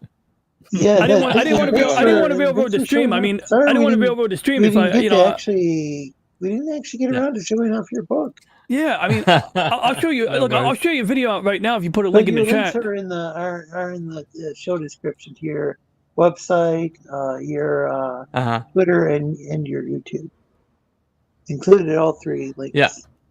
At the top of the description. Right. So you definitely don't appreciate it. I mean, I'll show you a video right now if you want. If you want to promote it's not a video. It's a cartoon. Yeah, it's the video. It's got a trailer on it. If you want to show that, show that. But what is it? It's a telepathic bunny. Yeah, I've got it shared right now. If you don't see it. Oh, okay. Let's see. Yeah. I'm gonna look under guests. Oh, here we go. At the stage. Oh, there it is. Oh, there it is. Oh, here we go. Little Bighorn. Oh, cool. Preamble. Mm-hmm. Well, this Awesome. this trailer pretty much explains everything. So this is let me play it Fun right My quick. Comic? Yeah, this is on Fun My Comic right now. Yeah. All right. And take care, Jason. So Jason's leaving. Our brethren are already in the field.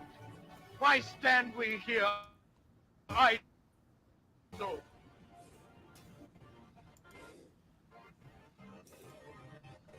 What is the general question? What we have? It's an internet Is life problem. so dear, or peace so sweet?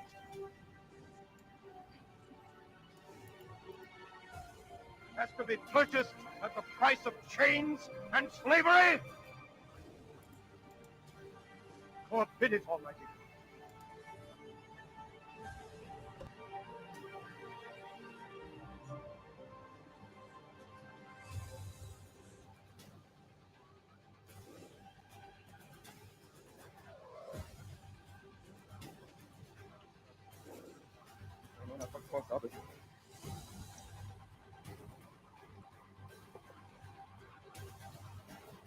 As for me,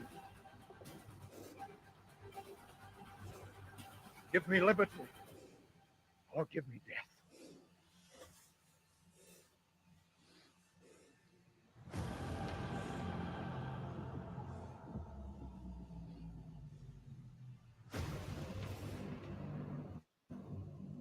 Oh, nice logo. And I like that effect.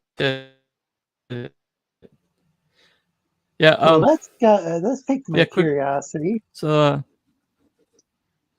yeah, it's basically a parallel world. This is the print that you get with every first 100. We'll get this print. This is America Bliss and Ironsides, my main character. These are the I got 3 covers. This is the Uncle Sam homage variant. And this is Iwo Jima. It's a wraparound cover. And this is the Saturday Evening Post Norman Rockwell variant.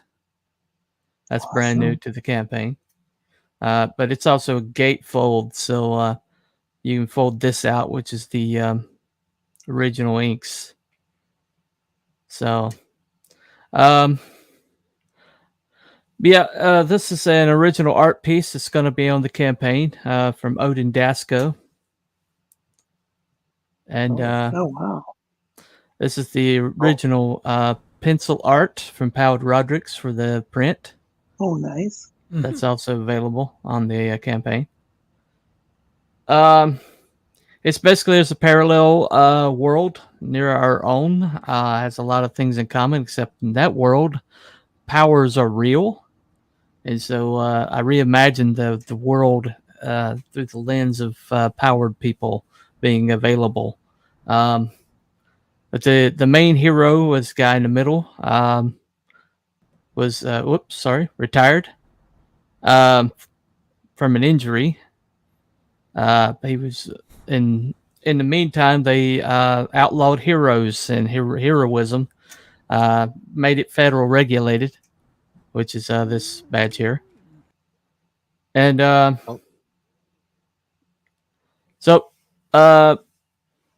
anyway, so they're about to launch their final campaign, and in the way stands this program called the Community Service Initiative, and so they're going to kill 2 birds with 1 stone by wiping out the program in a dramatic way, so people won't, the story's there on the campaign if you want to read it. I don't want to take up too much more time, but it sounded like you were in a hurry, but I appreciate you taking the time to talk about your comic book. Yeah, it's pretty cool. Yeah, like the art I'm style. digging the artwork. It sounds like an interesting story.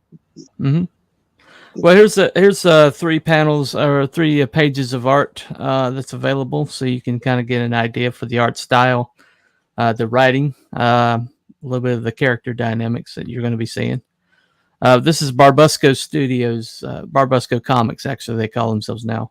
It's husband and wife team that do my art for me. Oh, very cool.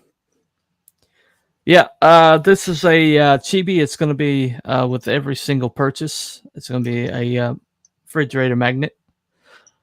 That's cool. done by 6 a.m. Comics. And oh yeah, yeah.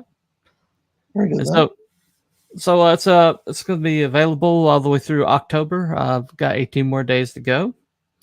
Is this something Fun My Comic? Yeah, this is on Fun My Comic. Yes, sir. It is. But very, very proud of it. One of the special features is this right here. It's called the FERA files. It's the fictional federal organization. So it's a lot of world building information. And you get the FERA patch with it. And it's a $10 add-on. It's very cool. So it's an interesting idea. Mm-hmm. So any questions that I can answer? So this is kind of, so it's illegal to be heroic? Well, it's you've got 3 options if you're powered. They're called expressors. The powered people are, and your 3 options are: you can live powerless but monitored, you can work for the government, or you're a criminal. And so. Oh, I see. Yeah, and so they managed to push through Congress with a 4th option, which is the community service, allowing people to work their way back into society. But this is the federal organization right here that oversees them. But basically, the people who were behind the ambush of Ironsides don't want the status quo to change, and so they're going to wipe out the community service program in such a way that makes people too afraid of powered people to get rid of the 28th Amendment. And Ironsides is actually comes out of retirement with new powers he's not quite 100% sure of yet, and going to walk into this death trap that they have waiting for this community service program and try to get them out. So is this the first book, or were the previous books? This is first of the arc. Yeah, it's gonna take 3 books. Oh, go ahead. Sorry. It's going to take 3 books to get them out of this predicament. I've got them pretty far deep. So has this character been featured in previous books? No, this is the first time you're going to see him. But okay. I've got him built up like there's a lot of history there because I've got it all written. So it seems like he's been around for years, but this is actually his first appearance. But very cool. Yeah. So I'm hoping that people will go on the journey with me. I've got a lot more where this has come from, and looking forward to people getting the book in their hand and taking the on-ramp to the world and staying a while. So we'll see how it goes. There you go. So yep. So that's the campaign. Thank you for having me, Lorenzo. I appreciate it, my friend. Oh, thanks for You're very welcome, joining on the channel. I'm gonna I'm enticed to the on my comic in the chat. Highlight it now. Yep. Yeah. And check it out. Right. It's kind of alternative history, you know. I just went from the premise that what if powered people were in our world, and all these mythical figures from history that were supernatural, like the pantheons and the gods or whatever. What if they were actually just powered people? And so it's just like speculating what America would look like if that in that eventuality. And Miracle. there you go. Really cool idea. Yeah. Yeah, I think that's pretty. Sorry, Interesting. it's just me going, hey, miracle. Right. Miracle. There you go. Anyway, all right. Appreciate it, guys. Thank you. I appreciate I gotta you go. coming on. No problem. Enjoy your show. I'll check it on replay. All right. Yeah, I enjoyed the discussion. It's All right. I always learn things from all the panelists. See, we lost George earlier. People come and go. Long as you can be. Watch All out right. for that tree. There you go. Have an excellent George. evening. George of the Jungle. There you go. All right. Night, everybody. Later. Thanks for sharing. Take care, man. Bye. Speaking of, take care, Jason. Jason. Oh, so we got so there's that Pirates book that we're pirates. Sorry. Yeah, I'm trying to figure out how to. I can't screen share it on my own. Oh yeah. I'm on my phone. I'll post the link in the private chat and see if anyone can like share it or whatever. But yeah. Yeah, I'd like to share it. Are you able to share that DG Ronnie G? Is it video or pictures? It's a video. Let's see. But it's got sound, so let me see. Give me 1 second. I gotta enable the audio. I don't know if Yeah, I have a trick for that. Let me just get myself set up here. Okay, well, thanks. I really appreciate that. Yeah, thanks for that. Okay, my audio might go silent for a split second, so I might be deaf until I adjust a setting. Just a heads up. Okay.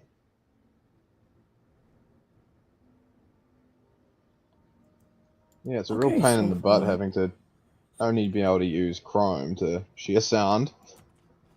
First round, so that looked good. Yeah, I think it's a cool idea for a comic. Yeah. Kind of reminds me of the X-Men. I mean, like the can't remember exactly. I don't know if it was. Oh gosh, it's been so long. Was it illegal for were the X-Men like? Was it against the law, or what was the deal, or were they just heavily discriminated against for being mutants? Is that the correct link in the chat? Because when I click on that link, I get the panel we're watching right now. Where I literally get this when I click on that link. So I don't know if I have the when I click this link here. Huh. Oh, for real? That's weird. In the private chat? Yeah. At least when I clicked on it, yeah, I'll try again. Yeah, I definitely get I get the stream with that one. Oh, yeah, I get it as well. That's we'll get it. I'll post it in the public chat. There we go. Hopefully that'll work. If you post it in the public chat, I can. Here we go. I can take this. I can copy it, and then I can post it in the private chat. I think we got it now. Let's see. Is this guy right here, right? Yeah, that's the one. Yeah. Okay, cool. Let me make sure the audio works. I'm just going to play. Okay, good. My VU meter went to life. That's good. I can't hear it, but as long as you guys can hear it, that's what I got it in my headphones. I'm not going to explain how I got it to work, but it'll work. Let me just move this window over here so I can see you guys. That was trippy. Wait, what did I just do? I'm so confused. Oh, okay, no, I'm good. Okay, I know what I did. All right, we're going to start it up right now. Let me know if it's too loud. I'll lower it. No audio. That's impossible. No, okay, now I'll fix it. Gotcha. Oh, wait, I know what I did. Okay, got it. Got you. I know I keep saying that, but I got you. All right. Yes. There we go. Now you're going to get audio with a vengeance. In a world where fake news is real, you see, and common sense is bigotry. I'm avoiding conflict. Did it work? Yeah, that's working great. Thanks. Yeah. Okay. Yeah. Good. I'm going to start from the beginning. In the chat. It's actually perfect volume. All right. Should I lower it or is it perfect? Perfect. Okay, I'm going to play it right now from the top. In a world where fake news is real, you see, and common sense is bigotry. I'm avoiding conflict, we the stinky guy pirates. We come and go as we play with the most shameless days on the seven seas, bringing toxic masculinity to its knees. The Stinky Dyke Pirates. Where morals are our only threat. We may all smell like grog and sweat. Hairy butts is all you'll get. We're the Stinky Dyke Pirates.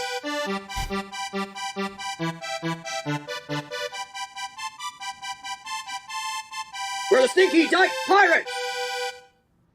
Ooh, kitty! That was so random. Yeah. Thanks.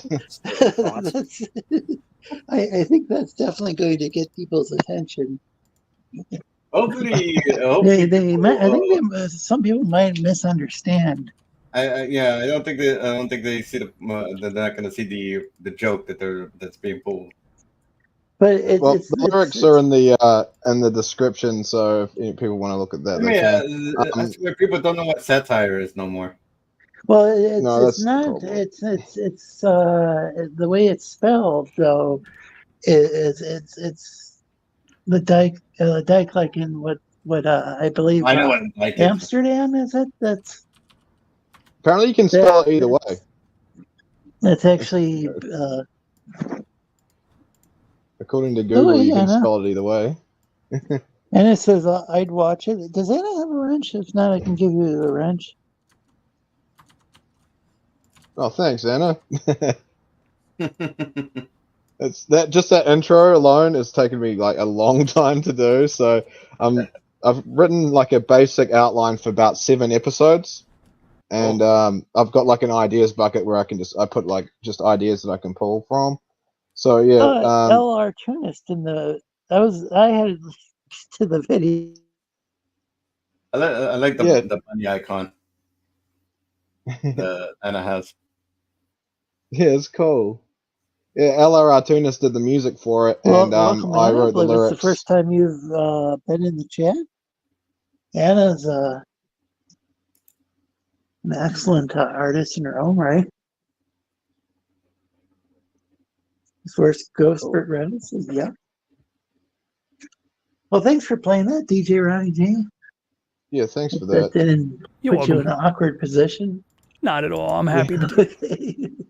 I appreciate it. My computer sucks. Cartoons kind of were like back in the 90s. Well, some cartoons.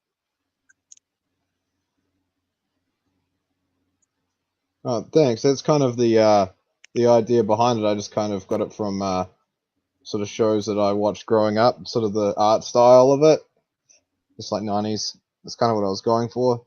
But yeah, like I said, I wrote like the basic outline of 7 episodes, and LR Tunis did the music for me because I wrote the lyrics out, and I just wanted to get the perfect tune for it.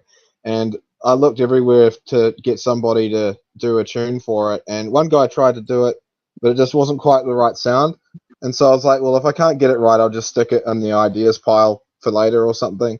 But then LR Tunis is like, well, you know, why don't you just let me do it? And so I let her do it, and yeah, it was just perfect. So I decided to go ahead and make the cartoon. Yeah, it's got a fun animation style. It's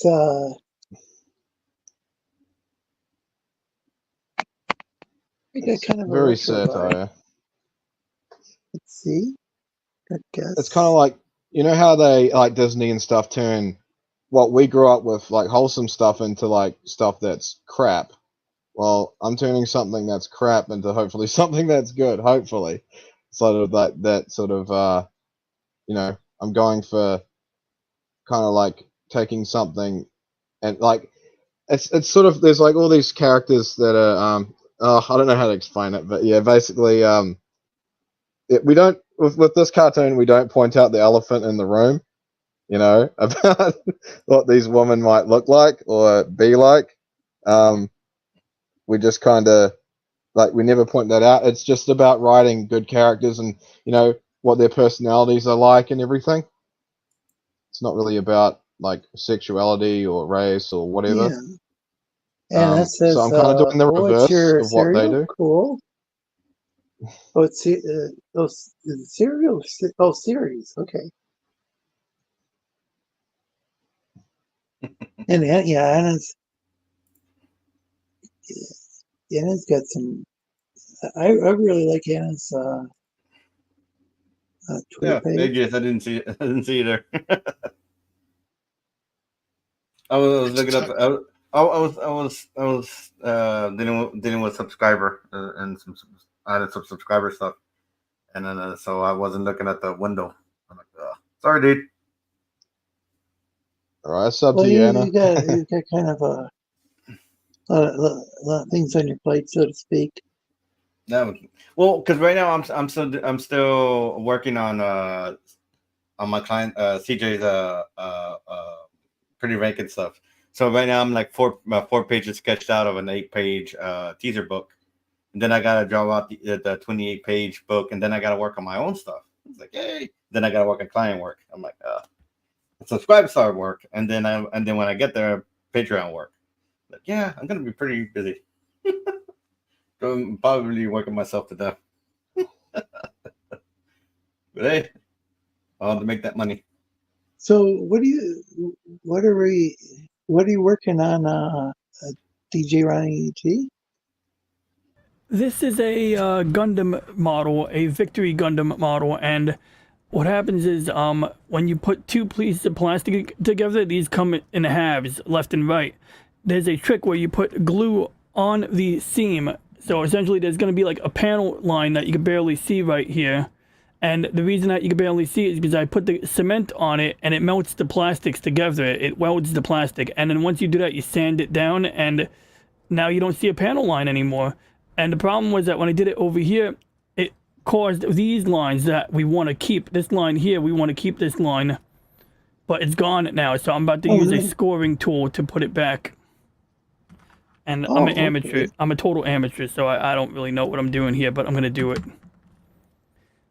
And while that's happening, we're just I'm just keeping this in the background, trying to dial in the best settings to get like a little more detail. I had to recenter the target because this is the North America Nebula. And this is your telescope you were talking about? This is the telescope view right here. Those just tuning in. Mm-hmm. So I'm just making some adjustments on it and it takes like time, it's like every picture takes like 2 minutes to capture. So I have to basically walk away from it and come back and see how it's doing. So that's what I've been doing.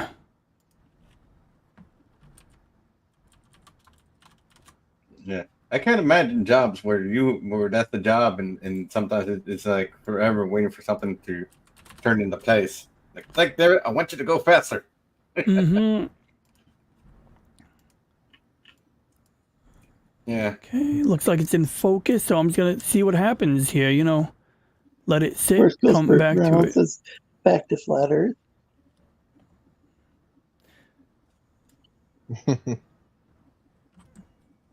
The Earth is obviously a donut shape. Discworld. Donuts. Disco get Discworld on audio book format. I wonder if I have that on audio book. To look that up. Oh, I should. Let's see. Go. Oh, yeah, 7 episodes is a lot, but you have it planned out, so at least that part's done. Yeah. Oh, sorry. Yeah, it's the outline of 7 episodes. I've still got to go into more depth again and just refine things. But yeah, it's some of the hardest parts is done. The animation's going to be a big lot. I mean, if it took me that long to animate 35 seconds of that, it's going to take me a long time to do a whole episode. I'm not sure what the duration time will be for them, but I'll work that out later. And this is why. Oh, this is exactly why I say to encourage people that they can either go on the panel or stay in the chat or do both. Go on the panel and post in the chat and whatever projects or you want to promote their channel or their Twitter, or whatever. As long as it's not like unfortunately I can't show Triple X or something. Yeah, unfortunately I can't show everything I'm doing. It. Actually, I can show you the pretty Reagan stuff. Give me a second. to. Sounds good. Yeah, that, it's I'm having pretty good luck. Other than I can't share things myself, but for me using the phone, I'm able to share more stuff. I mean, I'm able to do more stuff. I'm able to see what's actually on the screen because the mobile version of the mobile website version of StreamYard is made for someone who doesn't have the largest, like a standard desktop screen. Whereas when I was on my Chromebook, it's got a small screen, but it's in desktop format. And I guess for whatever reason, the people at StreamYard assumed everybody's got a giant monitor or something. Now they designed it. Or maybe it's some bug with my browser. You might be able to get a mobile website for StreamYard to come up if you add like a M dot to the beginning of the address. So on the top of the screen it says StreamYard.com. Yeah. If you put m.StreamYard, you might get the page that you get on the phone. Yeah, if I did that once I get my once I I'll have to use find a different company's power supply because that one only lasted a few months. It was a replacement of my previous one. I don't think you can get the original anymore. Sometimes Jason if I can get says, okay, I don't got responsibilities. My services weren't needed. I am back. And welcome back, Jason. Welcome back. Welcome back, Mr. Potter. Welcome back. Welcome back. Welcome back. Welcome back. Welcome back. Yeah. Yeah, you can tell we're old. Like, wow, you know that show? Yes. Didn't you? No. What? It was before my time. I only saw the reruns. Yeah, I only saw it. I haven't even really seen. I've seen some clips or something, but I don't think I've watched an entire episode of Welcome Back, Kotter. Familiar with the song though. That's when my parents were teenagers. We weren't born when Mr. Kotter came out, I do believe. Yeah, that was probably before I was hatched as well. So, no, you can share my screen, dude. I'm just. Let's see. So that's interesting. It doesn't show me. It doesn't show me. Okay, and ooh, nice. And then I can. Yeah, people are going to have to tell me if they've got something to share. It looks like Geass has some stuff backstage. I want to share his screen because do it. My apologies, Geass. I didn't realize.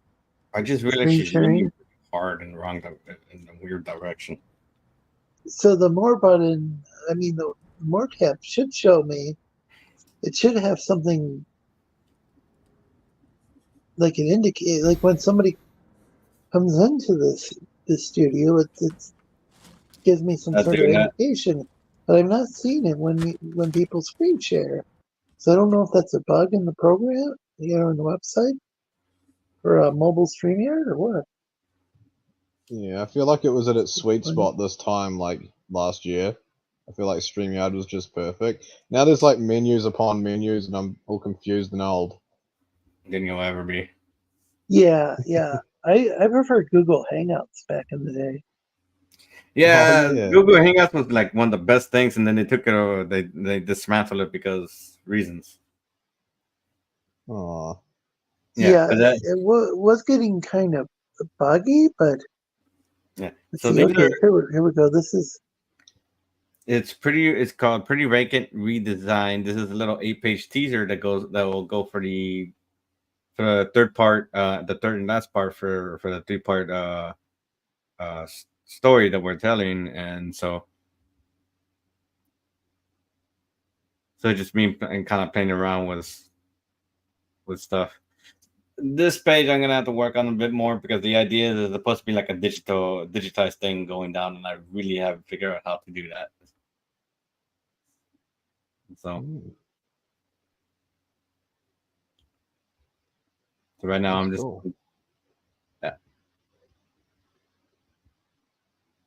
nice layout, man. Yeah, thank you. So It looks cool to me. And it says that page looks great. Thank you. Like I I said, really for the most appreciate you stopping by, Yana. for the most part, like I said, it's just trying to figure out how to. Because what I want to do is I want to have it look like a digital boxes coming down. He wouldn't the client wouldn't mind if I just used like digital, the matrix zeros and ones and stuff like that. Like, I don't mind that. So I was like, well, yeah, but I mind. It's like, we don't want it to be so obvious we're stealing from the Matrix. Like, don't sue us. What was it, Warner Brothers? They don't. I watched it once, and then a bunch of people came in and started talking. It was at a friend's house, and then like some friends, it's like came back, and like I got pissed off at them, and I feel bad because it was their own fucking house. You told them to shut up in their own house. Them out at their own you told them to shut up in their own house. I love that. Yeah, but it's like we're like watching the end of the Matrix, and all of a sudden, like everybody's talking over each other. Shut up! Yeah. Shut the fuck up! I don't know. It seemed like it was some very crucial part. And it was the first movie, and I need to rewatch that. I should just watch the series. I don't know about the new one, but I'll I don't know if the new one's a reboot or what it is. But wasn't it originally like a trilogy? Then they made a new one. I want to see a new Matrix video game. The last one we got was like for the GameCube or something, I think. I know, because we had the Matrix online. We had quite literally an MMO for the Matrix. So I thought it was funny. I know cool. They made the Path of Neo. I think that was the last one they did. That's right. The Path of Neo. And so are you guys psyched to buy any upcoming games? Oh, go ahead. Sorry.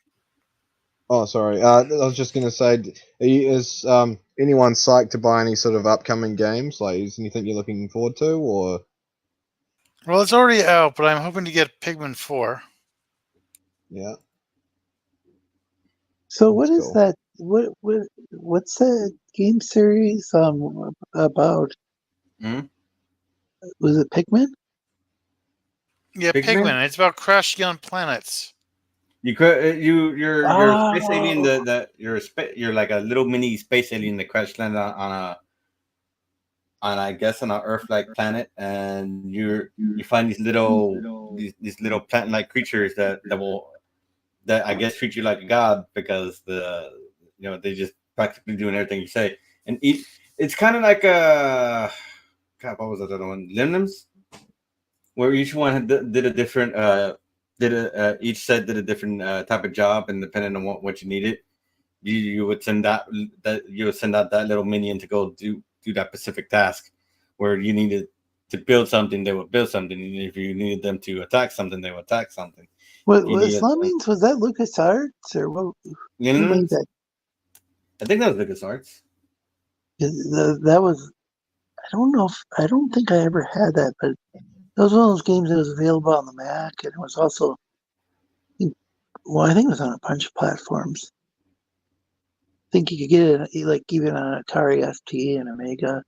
Those probably had the best graphics and sound in that era.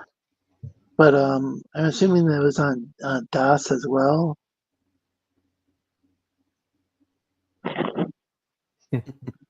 Yeah, no, I mean, I don't think I've ever seen. Do they make any more of those? I don't think so. Someone should do a photorealistic version of a lemming, like where he's like a big buff dude carrying a like a hammer and shit for like building and stuff like that. That's photorealistic lemmings. It'd be ridiculous. No, fuck no. Cyanosis. No, don't ruin it for people. Come on. Okay, so So the company that made it was Cynosis. They made a lot of cool games. I'm just going to highlight it on the screen because I'm not sure if I'm pronouncing it right. But yeah, they made that was a cool game studio. I don't know if they're even still around anymore. It was created in Deluxe. It was it was inspired by a simple animation that one of the guys who worked in the game created while experimenting with Deluxe Paint. Deluxe Paint was like this. It was this old Electronic Arts, or now it's called EA, bitmap graphics editor for the Amiga 1000. It was like kind of like a fancy version of Mac Paint, or is like Windows. What was it called? MS Paint. Oh, MS Paint. But it was like the Deluxe Paint had like deluxe features. It was a really cool program, that's my understanding. But I guess that's what I guess the guy was just fooling around with drawing something in a Deluxe Paint, and drew, like, sounds like he drew a sketch or something, and that's how he got the idea for the game. Apparently, there was ported to. Well, it has several different developers depending on the system it was ported to. It was ported to a bunch of systems, including the NES, the SNES, CPC, 3DO. Yeah, I kind of find it funny that the ZX. I kind of find it funny that the kids are like, "You didn't have save points?" No, we didn't have save points when we played video games back then. If you died, you start back at the beginning. Oh yeah. They're like, "What?" You like, yeah. Games back then weren't easy. You're like, if you messed up, you messed up. Your butt was gonna start back either at the beginning of the stage or at the beginning of the game. One of the two. Like it would be a long while before they introduced how to save your games. Your progress. It apparently was available for the Sega Master System as well as the Game Gear. Yeah. And Sega made their version, and Atari did their port for the Lynx. And Ocean Software did one for the Game Boy and the EU version of the NES. Game. Wow. And Philips even made one for the CDI. I'm not going to go through the whole list of platforms it was on. It was on a gazillion platforms, like including ones that would be considered.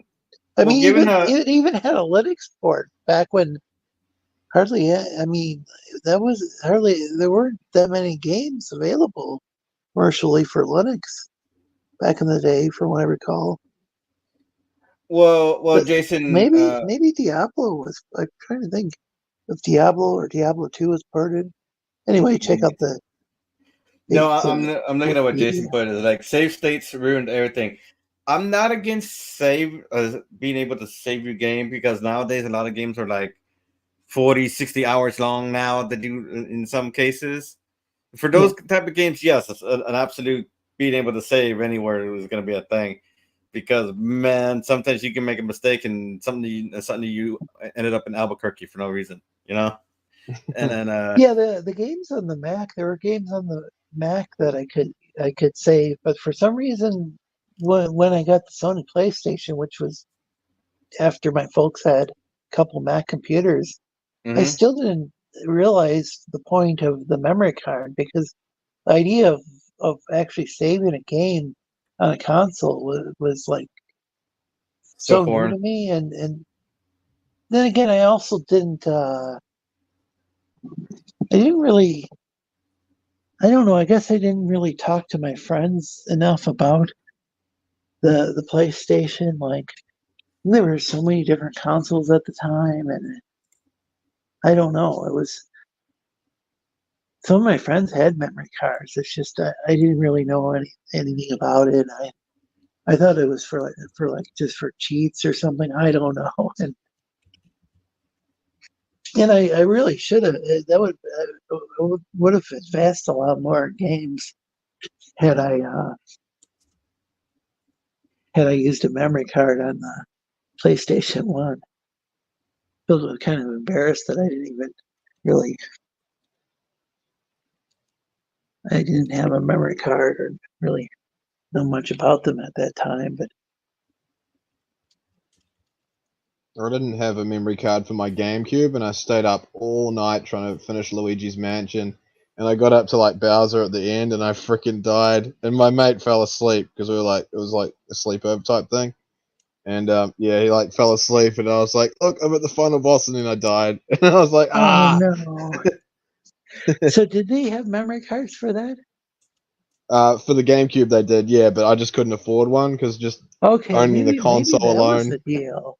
Because I could like barely afford like video games. Like the thing about like getting a console, like I was tough enough, or it's kind of a scummy move separating the memory card from the console.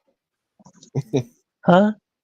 It's kind of a scummy move separating the memory card from the console. Like, yeah, looking back, it's like, yeah. Yeah, they could have had like some sort of like tiny hard drive or something. Yeah. Because it doesn't sound like it was. There were benefits to it, though I suppose they could have had both. I remember the memory packs for the N64. I got them for Bomberman. In the N64, there was this little port thing, or yeah, I suppose you could call it a port, on the bottom of the controller. You could put in, for example, a rumble pack that would make your controller shake when you got hit or something. This was back before that sort of thing was standard. And you could also put in a memory card into the controller to save your games with that. Or in the case of Bomberman 64, save your costume. So when you were playing in, and it looks like there's a N64 memory card on the screen right now. Yeah, real quick. I'm literally about to eat dinner right now, but it's funny you mentioned that because I have an N64 memory card here, and even crazier, I have this device I bought on Amazon for $25. It's called a Dex drive, and it basically lets you back up N64 memory cards to a PC, but the problem is it don't work on anything but Windows 98, basically. So, long story short, I had to set up a virtual machine, but it works. I'm able to back up memory cards, which is really good for me because, like, when you have too many N64 games, they just don't fit on the freaking, you don't have enough space on the memory card, right? And that used to be like a plight of my existence when I was a kid. And I do own... Yeah, the bane of evil for everybody. Because then you have to buy multiple cards multiple memory cards just to play every game you've ever had, and you don't want to get rid of that. Oh, you can store it all in one card? Yeah. So this memory card has 4 memory cards worth of capacity on it. So you just switch between 4 banks. This one I got on Amazon. This is a pretty new model. And even then, I don't trust it because these all have batteries inside them. So they don't store them indefinitely. It's a miracle that this one's lasted like 25 years. Wow. But that's why I made a point of getting the backup device. And I was a little disappointed that I couldn't run it on Linux because that would have been ideal. But once I got it working on Windows 98, I can still now, essentially, if I fill up this memory card, I can back it up, delete the contents, and put different games because...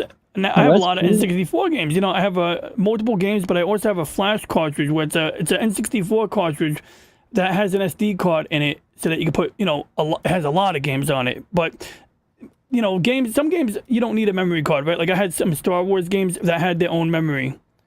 Now, the problem is if you want to back up the memory, the Game Shark actually lets you back up save data from the cartridge. So if you take a regular cartridge that has its own save data, this will let you copy it the save data to a memory card. In theory, there's some caveats there, but I'm still kind of tinkering with that.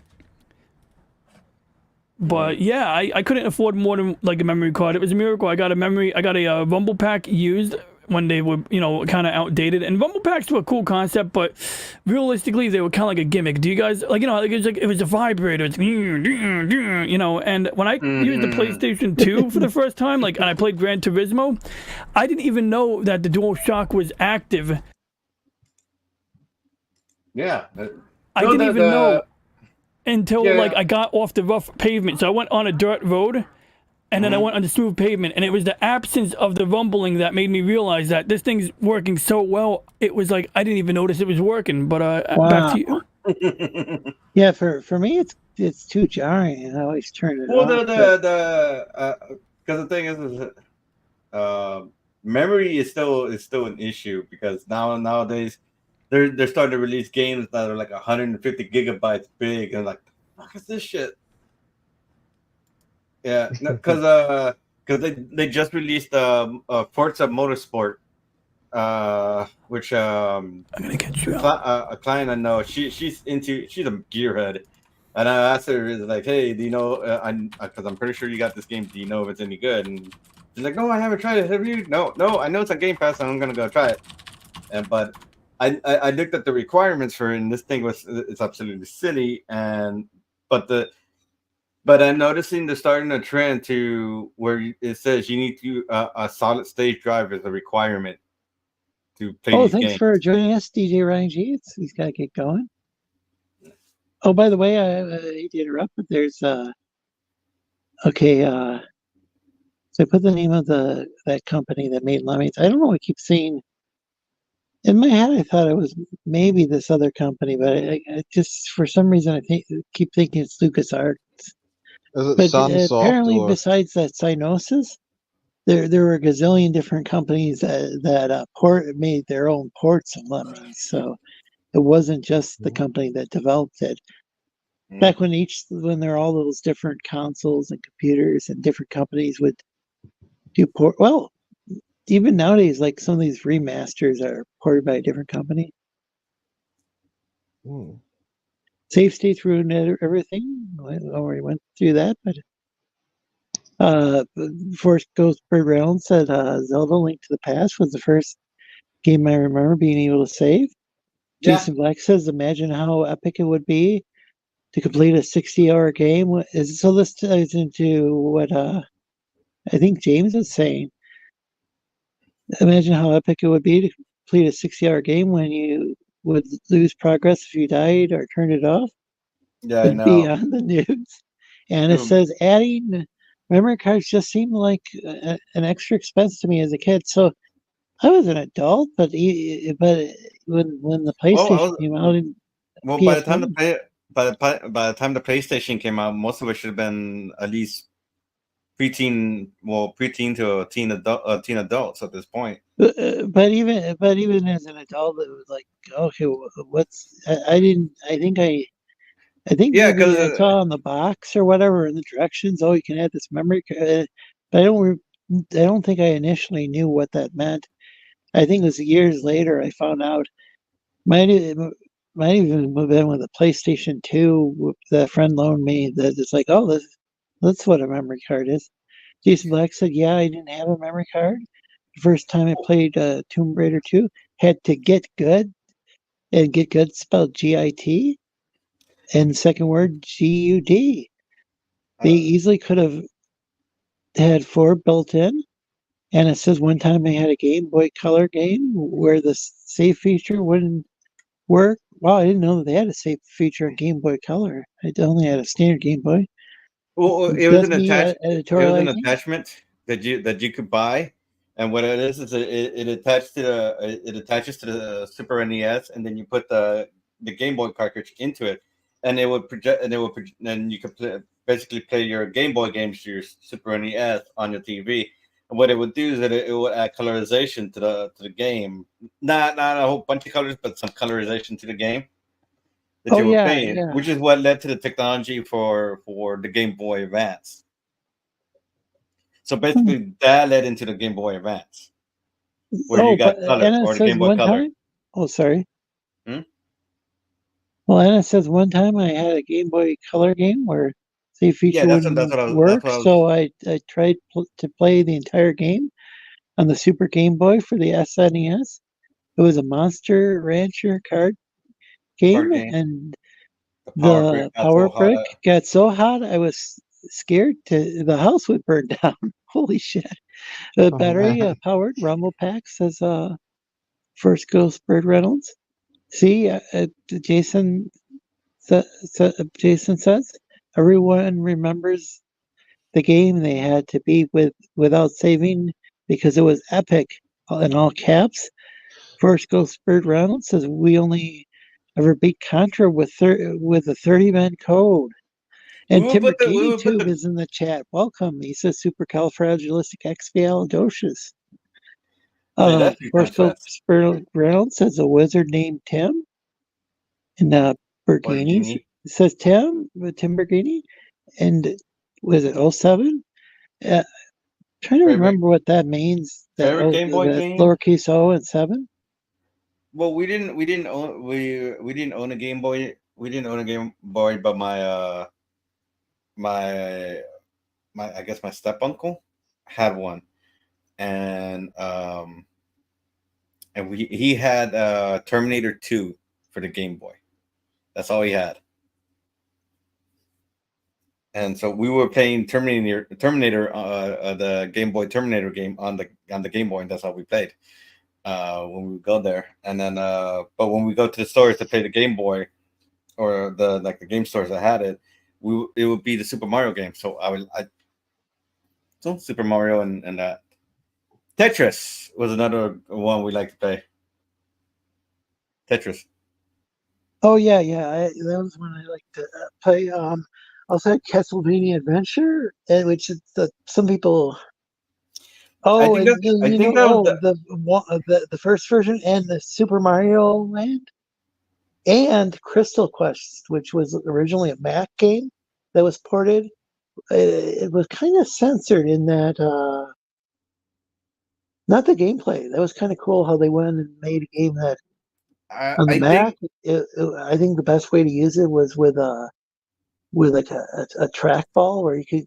Apple didn't make them, but like I think Kensington, one of these the famous third-party peripheral, like keyboard manufacturers made. It was awesome.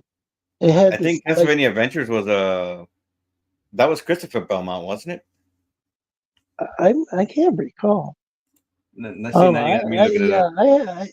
a lot of fun playing that game. But Crystal Quest, I thought it was cool that they had it on the Game Boy. I think you control a bit different, and they also have it on. You can get the Xbox 360 version for the Xbox One.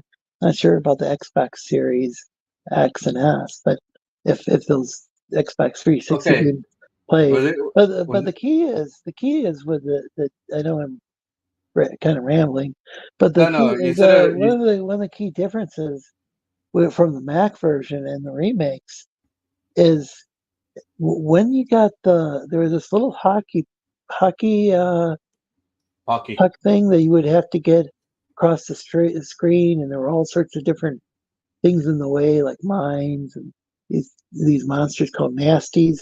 But once you got it through the kind of like the hockey goal or whatever, on the original version there was like this orgasmic sound, and it was removed from all of the ports.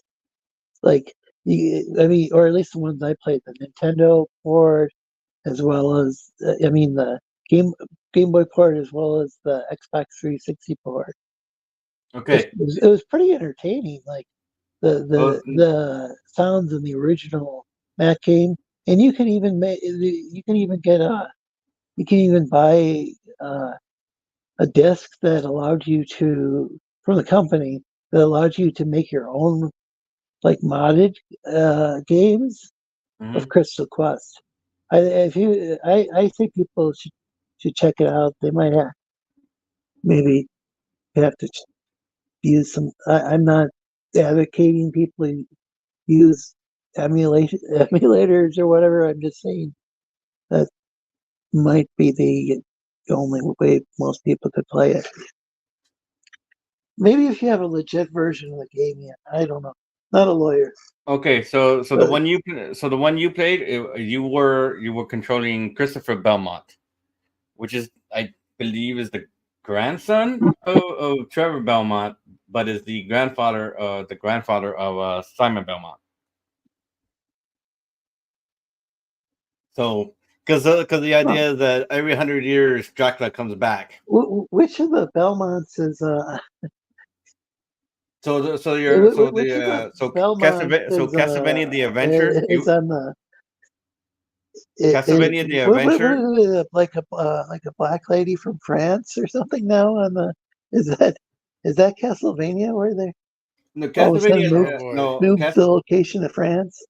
Okay, yeah, the second series is now is it a chick or is it a guy? Okay.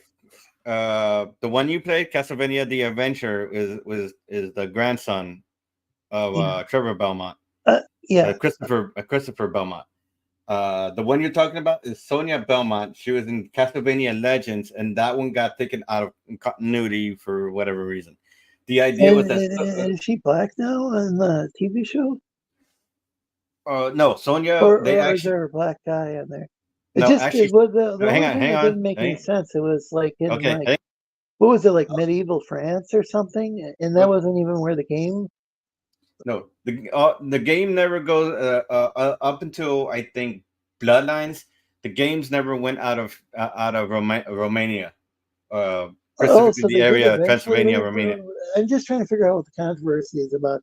I actually don't really care all that much because I know that if it's going to be made by like Hollywood or whatever, they're going to do whatever. I know they're going to change whatever. Okay, so here's the thing. I mean, so, all right, there's.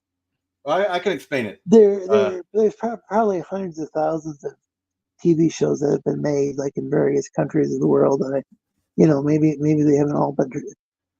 Probably most of them haven't been translated in English, but like I could watch any number of shows. So, but go ahead, you can explain it. And by the way, James says goodbye. Bye, James. Okay, so the series Castlevania mainly took place in Romania,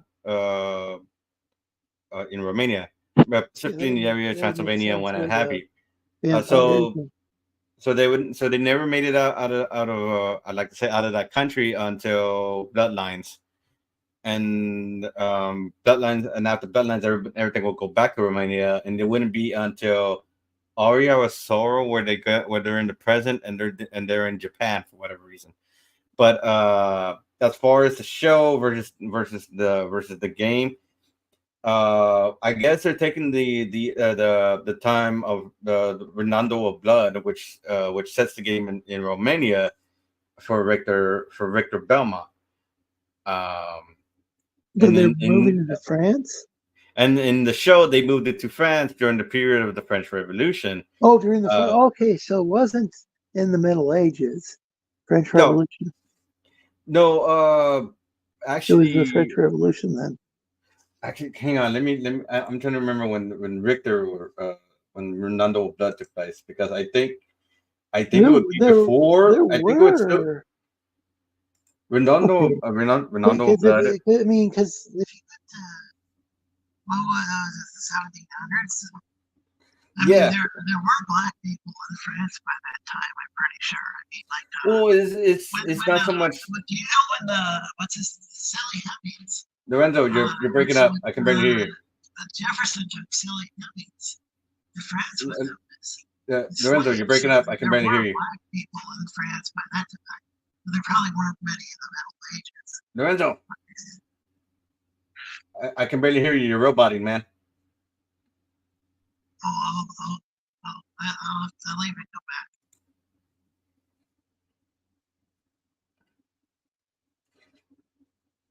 back. Okay.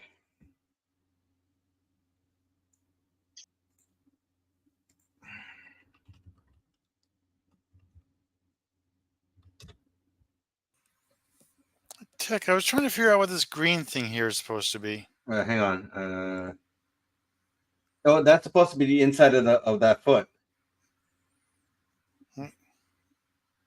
It's a joint. It's supposed to be the same color as the foot that you have it. I see. It just kind of looks different from what we have over here. Oh, I guess I screwed up. Anytime. Okay, so Redondo of Blood takes place in. Oh, hold on a Actually, second. wait a second. I got mixed up. It's supposed to be this part over here, or Yeah. Redondo of Blood takes place in 1972, and the French Revolution is 1972. 17. I got myself mixed up. Hang on. DTJ. Okay, Redondo of Blood takes place in 1792. Yeah, there were black people in France in that time. And the French Revolution began between 1789 and 1799. But the thing is Redondo of Blood and everything before Bloodlines takes place in Romania. This is why people are kind of like, hey, why did you move it to France? Okay, so that's the issue, is that it's not telling the story, the same story as in the game. Okay, because every game before Bloodlines took place at Dracula's castle or in Huachica, Romania.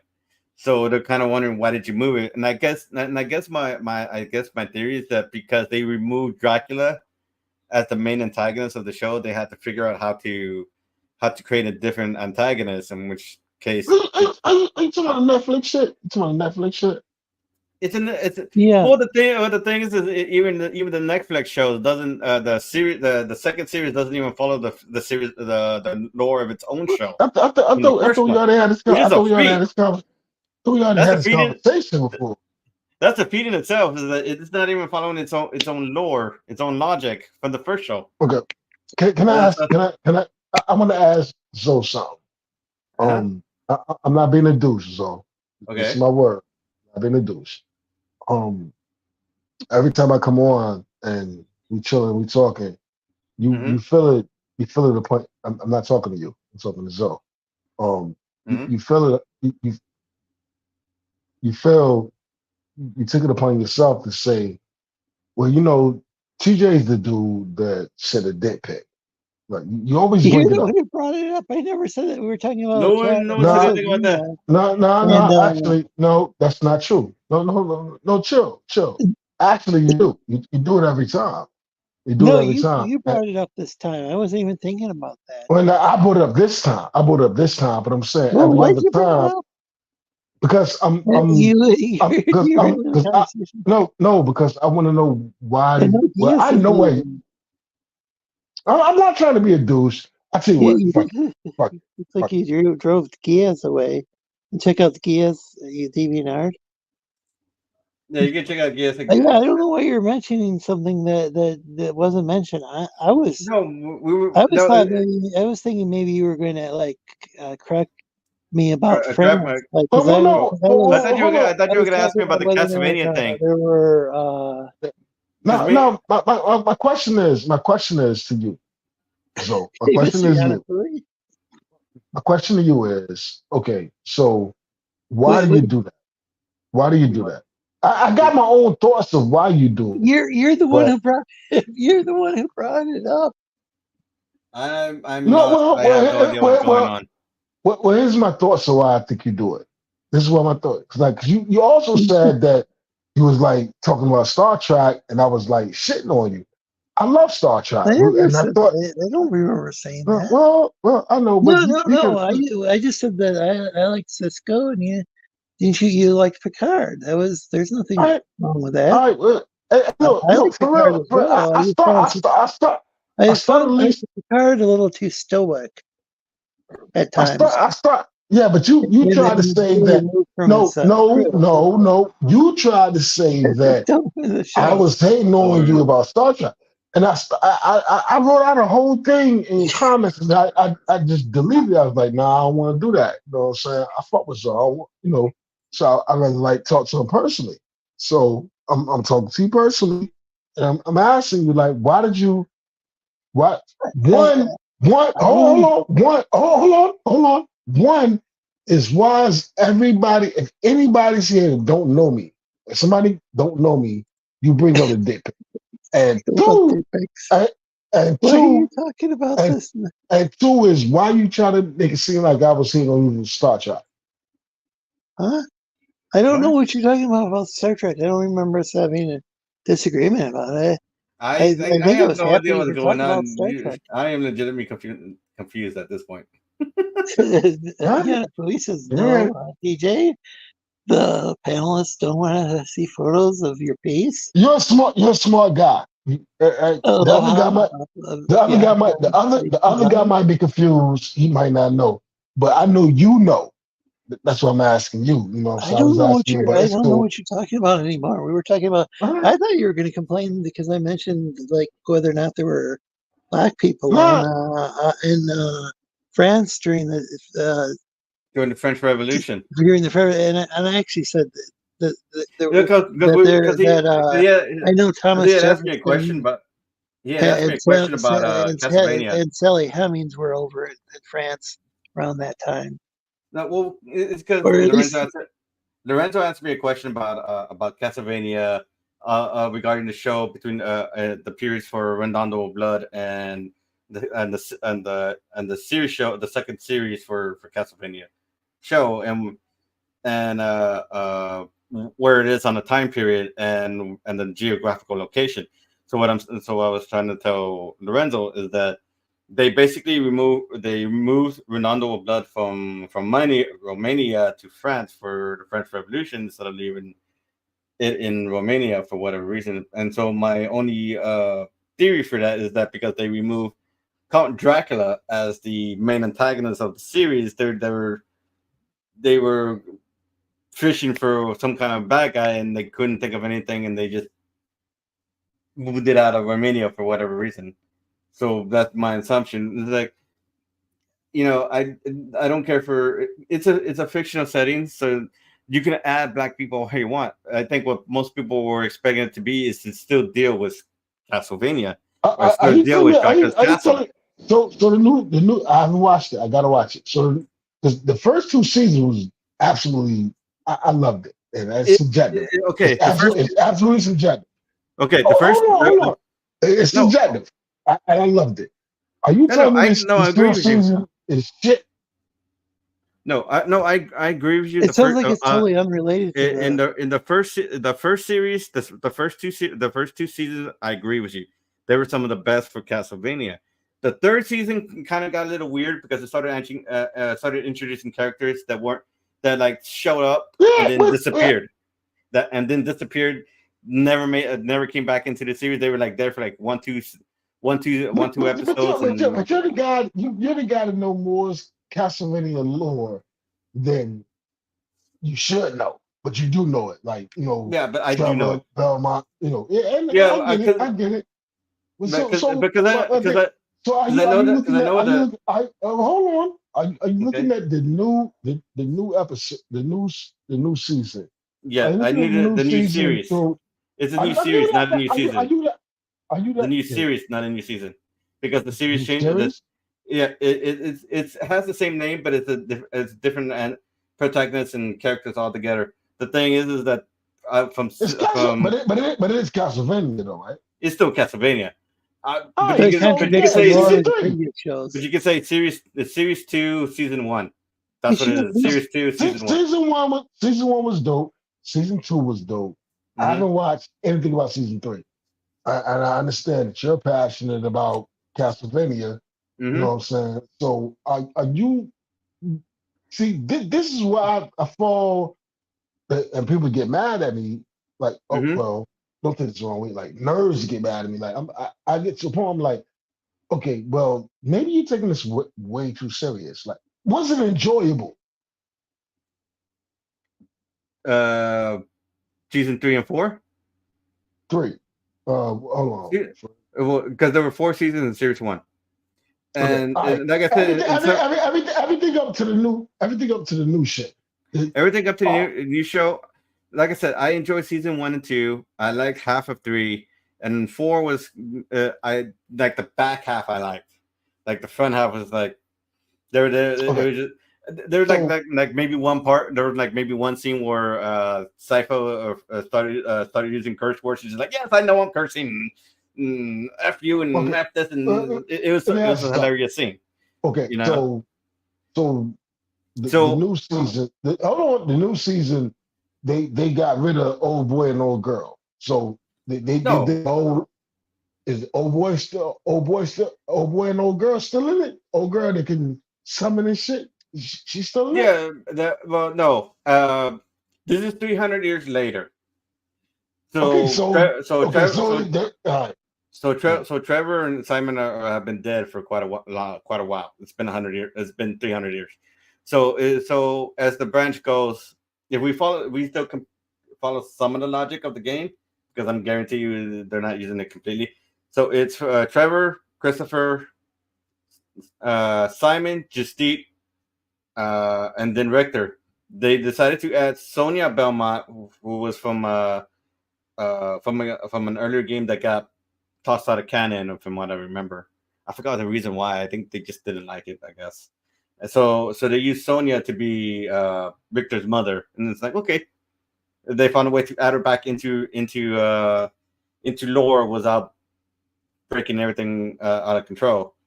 So the way it goes is that every Belmont after is adds they're training their abilities to the next generation. So every Belmont thereafter is better than the next one. Arguably the physically the strong Simon Belmont is physically the strongest Belmont, whereas Justine Belmont is supposed to be magically the strongest.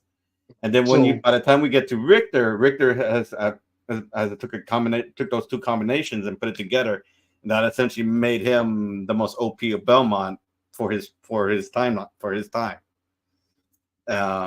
Being able to so with the new show. So by the time of the new show, Richter should be one-shotting vampires left and right. The only one that should be even giving him a problem would be this vampire Messiah they introduced. Because Dracula keep coming back. Keep coming back. He's supposed to get that. He's supposed to keep coming back. But like I said, for at the end of Series 1, Season 4, they gave Dracula his happy ending. Okay. So they got rid of Dracula as the main antagonist. They actually made you kind of sympathize with him. If you really think about it, they made you sympathize with him a little bit. Like, okay, I get it. All right, fuck it. And his son. Well, what was the old boy named? Alucard. Yeah. It's just Dracula in reverse. All right, so look. So here's the thing. Mm-hmm. All that shit is true. Everything you said is true. Mm-hmm. What's your problem with the new shit? I think the biggest thing is the geological location of the series. Because... Pause. Stop right there. So you're saying it's not a Transylvania? Transylvania? No, it's not Romania. The majority of the games happen in Romania. I know that. Basically, Watchtower, Romania. So it's not a Transylvania. Basically Transylvania. France, no. Okay, for this new series, they moved it to France for whatever reason. So the first argument is the shit is in France. Fair enough. What's your next shit? I think that's stupid for you to be mad about. Okay, well, Richter should be way more powerful now than when the show first started. But the thing is that I honestly I think they were trying to figure out how to give him a new main antagonist, because the biggest like I said, they got rid of Dracula as the main antagonist. That's the second biggest problem.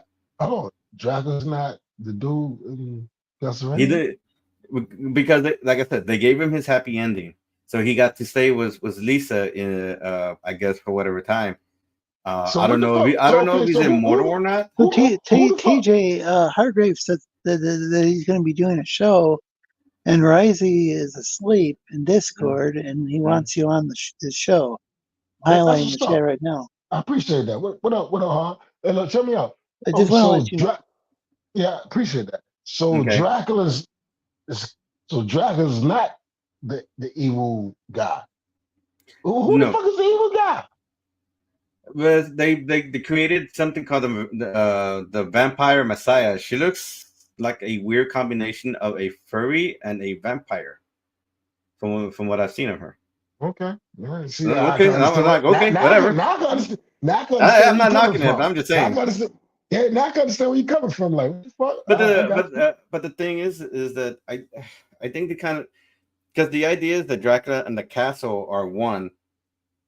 So like, so without the castle, Dracula can't exist, and without Dracula, the castle can't exist. So it's kind of like a two-way street. Hold on. All right, fuck all that. Well, okay. Look, what's the entertaining? Like, be honest. Was the anime entertaining? Okay. Now, what was it? Say that again. I'm sorry. What was season 4? Is it entertaining? Yeah. I get getting mad about the lore. It's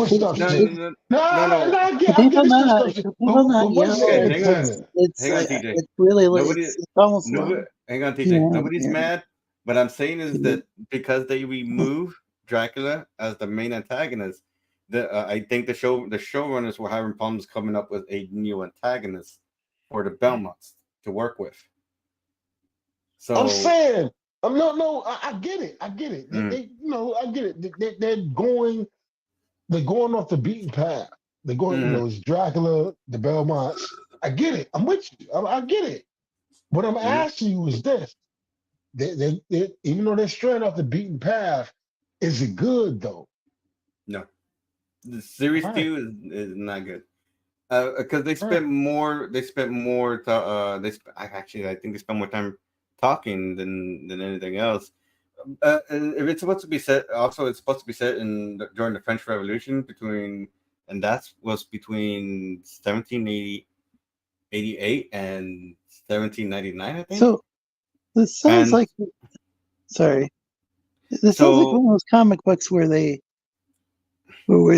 have like 20 pages of people sitting down eating pizza, having a conversation. Yeah, basically, what do they call it? Talk no jinsu. And then, but the thing is that they spend a lot of time talking about revolution and slavery and stuff like that. And then, so like, those are good topics. It's good topics. Like doesn't. But they spend kind of, but they kind of spend like. It sounds like it doesn't really relate to Castlevania.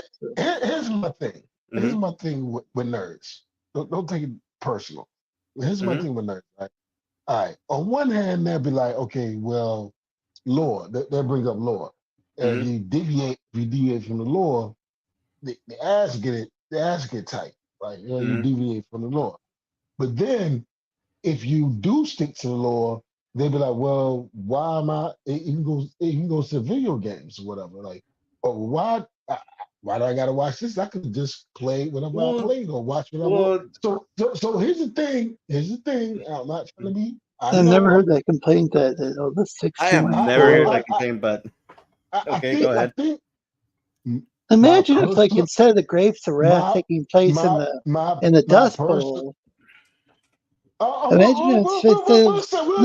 Let me make this point. Cowboy Bebop. I watched Cowboy Bebop. With my daughter, I used to watch Cowboy Bebop, and I didn't go past so many episodes, but the first 3 episodes I watched, I was like, yo, this shit is like absolutely spot on with the fucking anime. Wait, but I'm just saying instead of wait a second. Imagine instead of the Grapes of Wrath taking place like in was it these people from Oklahoma who wait a second, TJ.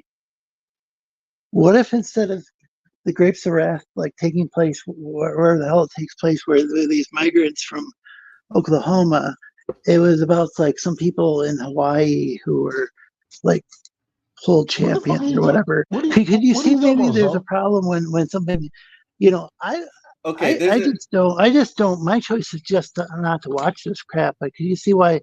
If you take something and you call it something, and it's something totally different, well, maybe people might not You're not calling not it like totally it. That's different. all I'm saying. If it's not, That's absolutely not true. You're not doing something called. Look, okay, if you there's no, okay, TJ. There's a difference no, between no.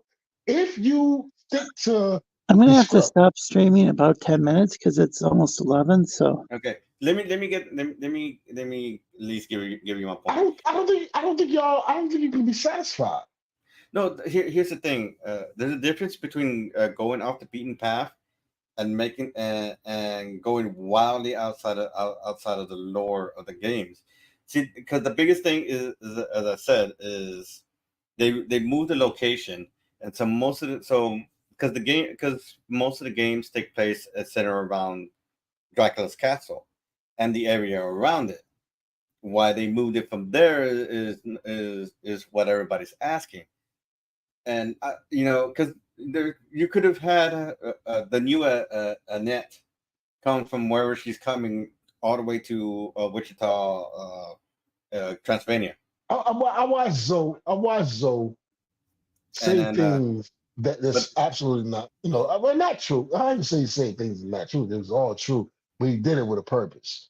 And the thing I'm saying is, I don't think you can satisfy nerds because you're unpleasable.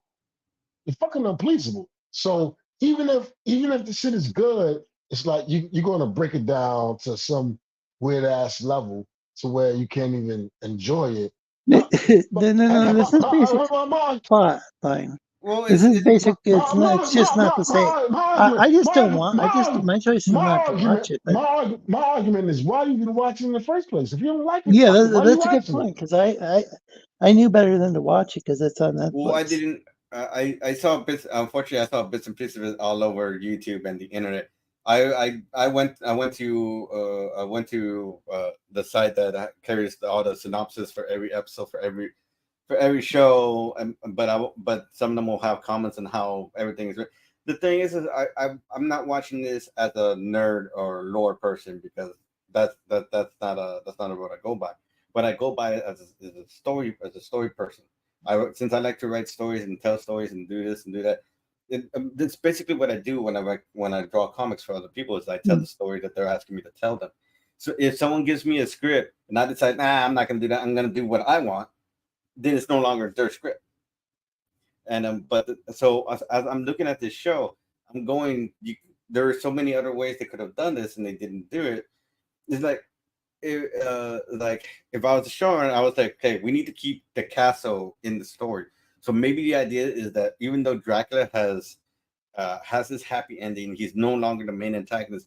The power of Dracula is still in the castle, and that power is looking for somebody to fill that hole. Enters this person that becomes the vampire messiah, and that keeps the castle in the story.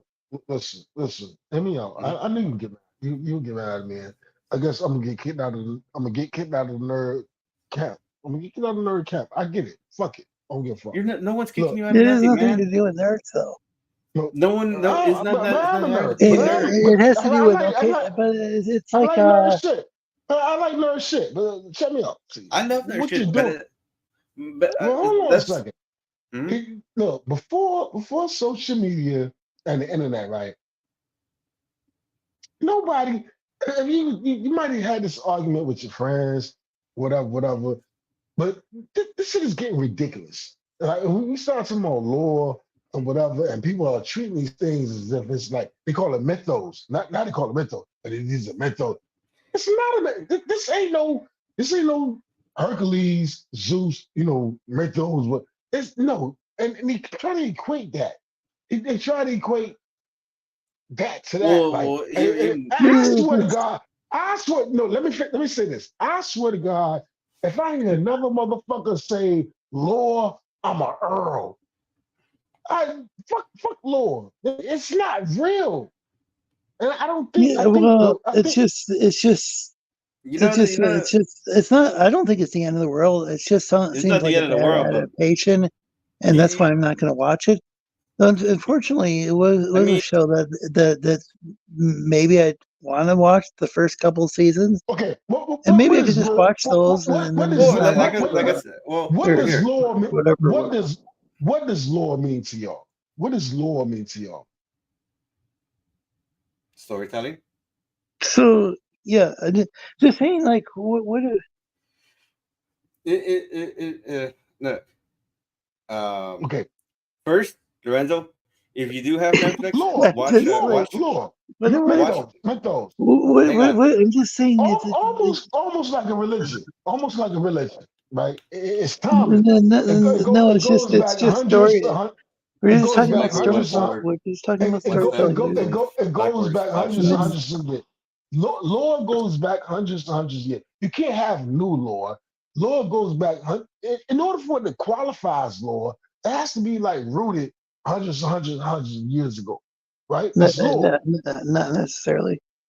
I mean, you do know that they changed the I guess the story for the Medusa, right? They changed it quite a few times from the actual story of Medusa. So Medusa, because the original that is had something to do with her being too beautiful, and Artemis being a vain god decides to curse her or something to that effect.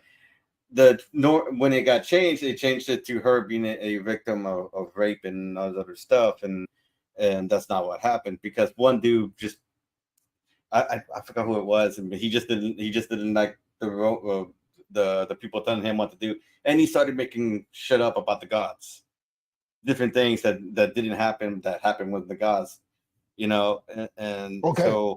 So people have been changing shit forever, and it's not gonna go away. I guarantee you 300 years. I guarantee you 300 years. What do you constitute as lore? I guarantee you 10 years from now, if people talked about us 10 years from now, they would change the way how things were said from between. If they took this conversation, I guarantee you 10 years from now, somebody will change what we said to each other and try to make it in your favor or in my favor or in Lorenzo's favor. I guarantee you it's going to happen in 10, 20, 30, 40, 100. TJ is going to be 300 years from now. What do you canon lore / canon? So what do you constitute as lore? Here's the thing. All of it is make believe. All of it is make believe. Whether you want to acknowledge it or not, it's all make believe. It's make believe. I don't think none of it's kind so there is such a thing as good adaptations and bad adaptations. Yeah, I just try to avoid. I don't even watch. I hardly watch Netflix. Hulu's got a lot of old anime that I haven't seen. I get all that. Wait a second, TJ. Let me speak. Let me finish. I want to. So there's all these old Sailor Moon episodes on Hulu that I can watch, and I heard they've been properly translated and whatnot this time around. Like they've been redubbed. There's all sorts of cool stuff that I've never seen that I'd rather watch than any of this new stuff that's probably going to be a disappointment anyway. So I do avoid this stuff. However, if you're going to tell a story about something, but then you go and you tell a completely different story, I do see why people might get disappointed by that. I don't think there should be stream after YouTube stream after YouTube stream about it. I think it's kind of silly we're talking about it right now because everybody's already watching. Here's my analogy. My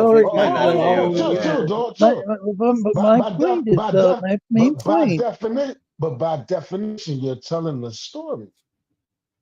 You probably should tell. If you're going to adapt the story, you should at least somewhat tell the story. So when we get into the lore category and the mythos, and people take it very serious, and these start to wing over to the religious side of things and try to, you can say, the what do you call bring religion into North mythology, whatever. I don't mind the religion. My point there is some religion with like Dracula. The point I'm saying is, if me, you, and my man is sitting here talking, at what point do we say all right, it's cool. I like the stories, everything's straight. And then at what point it was like, okay, they're fucking up the mythos, canon, the you know, at what point do we say it is what nigga, it ain't real? The thing is, I think there's a difference. So it sounds like it's done in a way that's not only are they departing from the original story, but it's in a way that's not even fun. It's just it's basically like just a bunch of people sitting around eating pizza and talking or whatever at this point. Like in a comic book or whatever. Instead of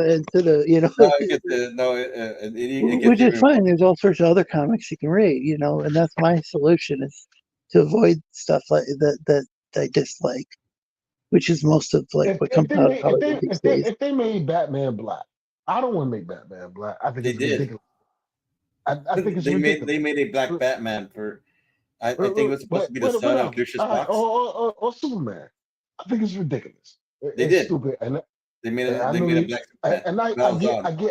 I get everybody's like anger. They're doing it for the ESG diversity, right? So whatever. I get it. Whatever. But if it was the best actor to play that part, though, I wouldn't mind. Can you let me finish what I'm saying? If you remove all the shit I just said, if Batman was black, who gives a fuck? My favorite Catwoman is Eartha Kitt. Yeah, I like. So she did the best job, as far as I'm concerned. She had that cool purr sound. She was on that note. On that note, Eartha Kitt. On that note, sir, I will shut my fucking mouth. Thank you, so. Okay. But yeah, so for me, I think the Grapes of Wrath that got the guys from Oklahoma. There's the Dust Bowls. Nobody can, so it's ruined the farming industry. So people became migrant workers. But if they went and they changed it, and it was just like about some folks over in Hawaii, and like they were like pool hustlers or whatever, then it would be this would be a really bad adaptation. You know what I'm saying? Once you stray so far from a story, and it doesn't have to be any nerdy, geeky stuff. It's just like it could be any sort of story. There is some stuff like, say, the new Fresh Prince of Bel-Air is a drama. I haven't watched it. It looks like it's got some good acting. It doesn't seem like it would be. Doesn't seem like it would be my cup of tea, but maybe that could be a good if it sticks to the story. But they're doing it differently. Then I'm fine with that. It is kind of an interesting direction. Let's make this a little more serious. Or Lost in Space is a drama. Eartha Kitt was Catwoman, and nobody argued it. Nobody argued it. Some people really like it. Nobody argued Eartha Kitt being Catwoman. It didn't happen. It didn't exist. Well, okay, dude. I don't think any. I think the biggest problem is because I think you're trying to argue and the change. No, I don't. He was talking about the Fresh Prince. I want to go back to the 90s, but we didn't give a fuck. And then I'll even go back further, like he was saying when he brought up Eartha Kitt. That's like, dog, you got me on that one. Nobody argued. There was nobody like mad because Eartha Kitt was Catwoman. She is Catwoman. You know what I'm saying? Like, whatever, man. I already established that I have no problem with if the time setting in France. There's a problem. There were. Well, wait a second. I mentioned. Wait. EJ. I said with Castlevania. If it's taking place in France in the 1700s, there were black people in France then. For some ungodly reason, Sally had me white, in France in the middle-aged, 1700s, so I don't have any problem with that. young white males. I'm sorry, get mad at me. I don't give a fuck. Young white males to middle-aged white males to older white males. For some ungodly reason, they want to get online. They want to get online, and it confuses me. Like, okay, is this who they really are, or they want to get online and be? This is why doxing is a cardinal sin. The reason why doxing is a cardinal sin is because they don't want to be. They don't want to be exposed. You know what I'm saying? You don't want to be exposed. So, so doxing is the cardinal sin. But these motherfuckers, they just want to. Okay, DJ. First, well, I guess if we want to talk about race, I'm Mexican. I don't want to talk about. I don't care. No, I don't care. Nobody. No. I didn't care. I don't care. They made Annette black. I care that. I care the way green, they presented her and story. George is blue. I care. I care. I care. God, If he's Mexican, that means he has access to tacos. There you go. There we go. That's a sound. That's I love you, George. Right I there. love you, George. I love you, George. So for some reason, nobody knows why TJ is suddenly talking about race. Was George here the whole time? Yeah, I was here all the time. Yeah. All right, but the question is, you really should cut down on your drinking, TJ. You didn't even mention. You didn't even notice George. He's been here for like an hour. Yeah. How do you not notice a blue character on the chat? Jeez. Are you racist against blue men? No, I don't want to be racist. And that's the thing that I don't want to be. I don't want to be racist. Listen, I'm racist. I don't want to be racist. Like I remember the 90s. I remember the late 80s. We lost him. Okay. Yeah. Oh no, we lost him. We lost him. Okay. Well, I remember from the 80s and 90s myself. Okay, for those who are coming in and having to argue, what happened was that Lorenzo asked me a question about the new series for Castlevania 2, and what was the difference between that and the game. Well, I was trying to tell him. So I was trying to tell him that the majority of the setting for the game up until Bloodlines was all in Romania, and that the only time I ever moved out of Romania was during World War I, which was the Bloodlines, and even then it was the Belmonts. It was the Morris clan. That was the games were after, and then it went back to Romania, and then it didn't leave until I think Oreo Soul or something like that. I gotta look at it again. But the thing is that the game took place in 1782. And the French Revolution was like what 1788 or 87 to 1799 or something like that. But the thing did they get the time wrong too, as far as the revolution?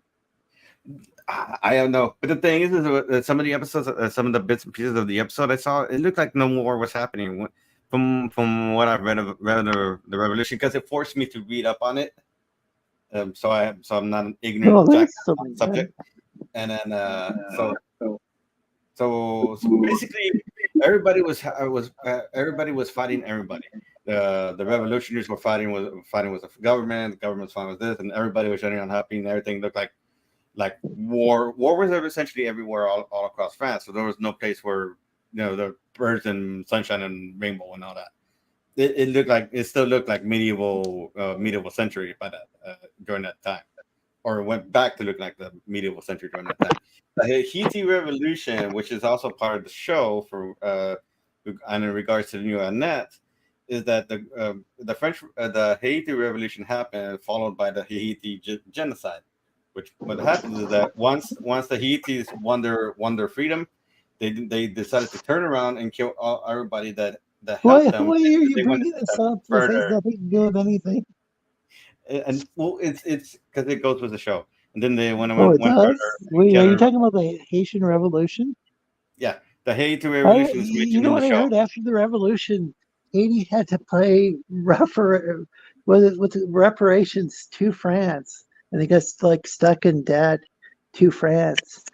Yeah, because actually for having a revolution where they got rid of. Well, basically what they did is they killed all the slavers, which is a good thing. They killed all the slavers and the slave masters, and then wait a minute. Are you suggesting they killed TJ's grandparents? No idea. Well, if that's the case, then how is TJ here? Don't know. And then, he is. I don't believe TJ really is here. I think he's a figment of our imagination. TJ's unstuck in time. Yeah, TJ is unstuck in time. Let me finish. That's why he can't ever finish. Yeah, let me finish. So what happens is that right after the revolution, they turned around and started killing everybody that helped them, and then they took it a step further and killed everybody that wasn't pure Haitian, and so they killed hybrids, kids, women, man. Basically, they turned it right back into a homogenous nation, I guess. Well, if they were so efficient in making it a homogenous nation, did they make sure all the dogs are called Lassie? I guess. Because like the Caribbeans, the Haiti was into voodoo magic, dark magic stuff. On top of that, but none of that is never mentioned in the show. They just go revolution and they stop right there. And so I don't know. And what does this have to do with Castlevania? I don't. So that's an awesome. Why don't they make why don't they make a Netflix show about the Haitian Revolution like a drama? They did. It's called The Queen, and she was black. Oh God! No, I mean I've actually been pretty fascinated with the Haitian Revolution since. Well, I don't know why they don't do that. Decades now. I guess I'd like to learn more about. Doctor Who, the latest iteration of Doctor Who. I think they took care of that. Well, I guess if you go by the Netflix Cleopatra show, they're now afraid to do it because they try to put in random Why are stuff. Why are we talking about race now? I don't know. Yeah, anyway, you brought it up. Anyway, back to Castlevania. So the idea is that the majority of the games happen in Romania, and for whatever reason. Wait a minute. Did they have the Romanian peasants, the gypsies? It's not been in Romania anymore. I do believe probably so, but from what I understand, gypsy is considered a derogatory term now, I guess. So be careful who you say that to. So I can't say gypsies. Romani people from Romania. So if I can't say gypsies, can I say gypsies? I have no idea, man. I'm just going by what I've heard. But what about TJCs? How about if I code word TJCs? I don't know. But gypsies, tramps, and thieves, we hear from the people of the village. And then but the thing is from what I've understood is that the fundamental core of the series is that it's the Belmonts versus Dracula for I guess all eternity. Every 100 years he comes back, and the whole fight starts over again through different generations. Isn't the Belmonts part of the 5 families in the world? In the series, I do believe so because it's supposed to be the Belmonts, the Renard family, the Morris clan, and I'm trying to remember what was the other one.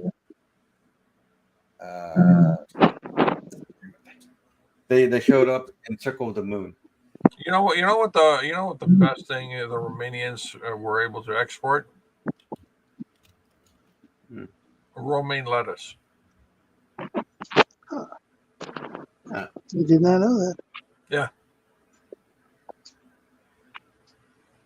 So how about this? The Graves family. Nathan Graves, the Graves family. I think they should remake the Grapes of Wrath instead of having about migrants from Oklahoma.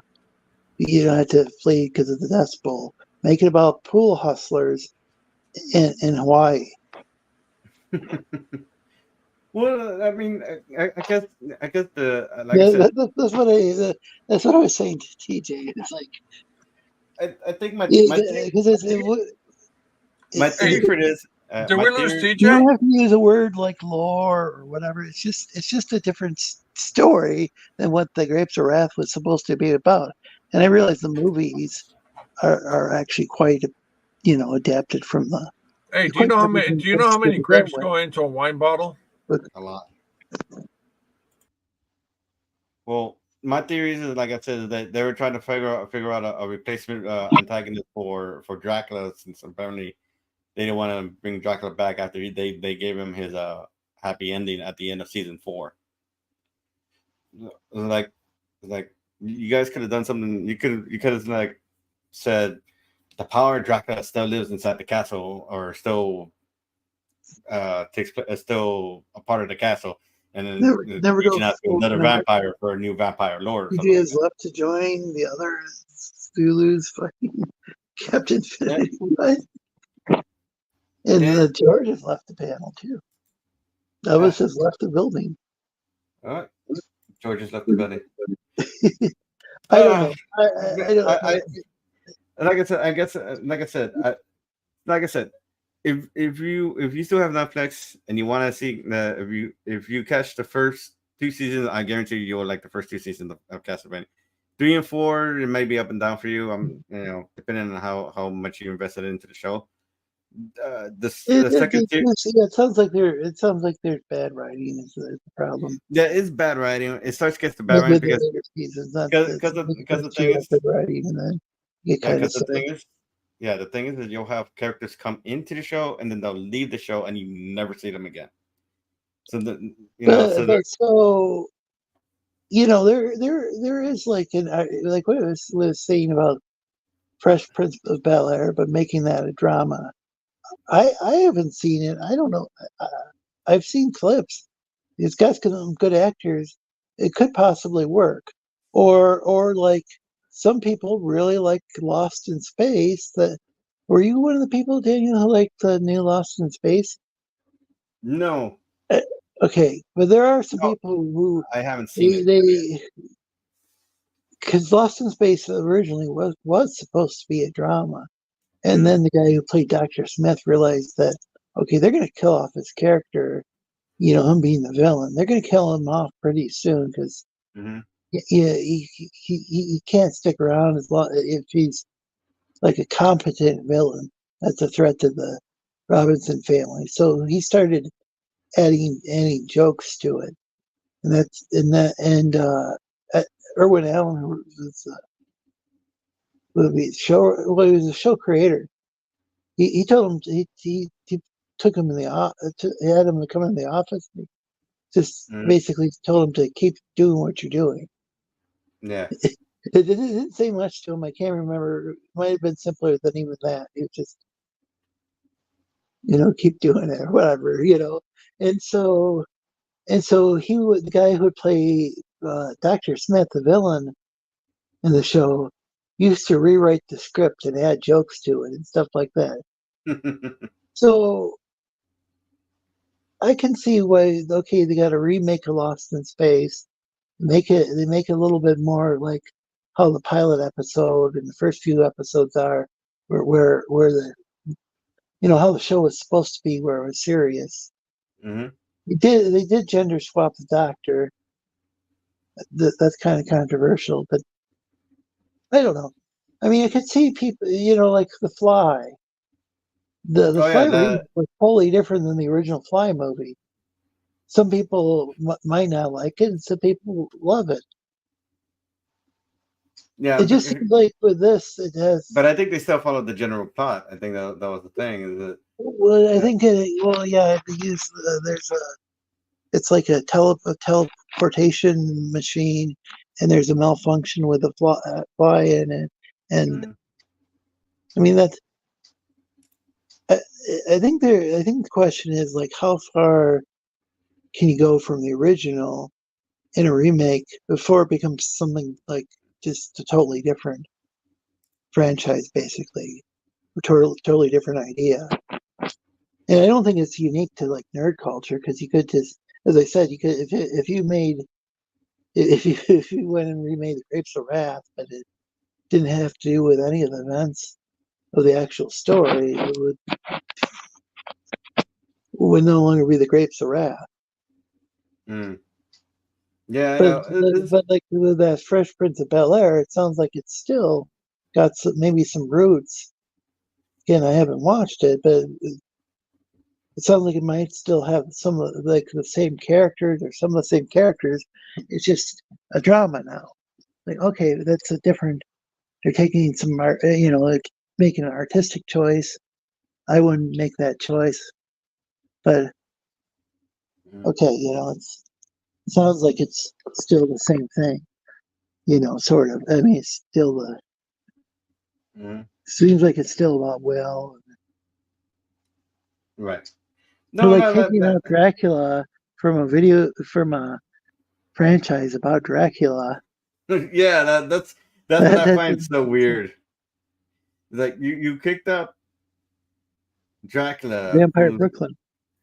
Who's supposed who when the game is supposed to be about Dracula, and the Belmonts are essentially like to say the player the player OC MC you are Belmont, you are that Belmont at the time, doing Belmont things.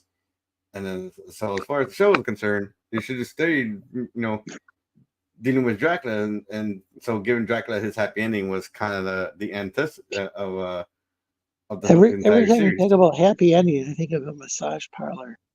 Yeah, well, he basically one that's not like exactly on the up and up or legal,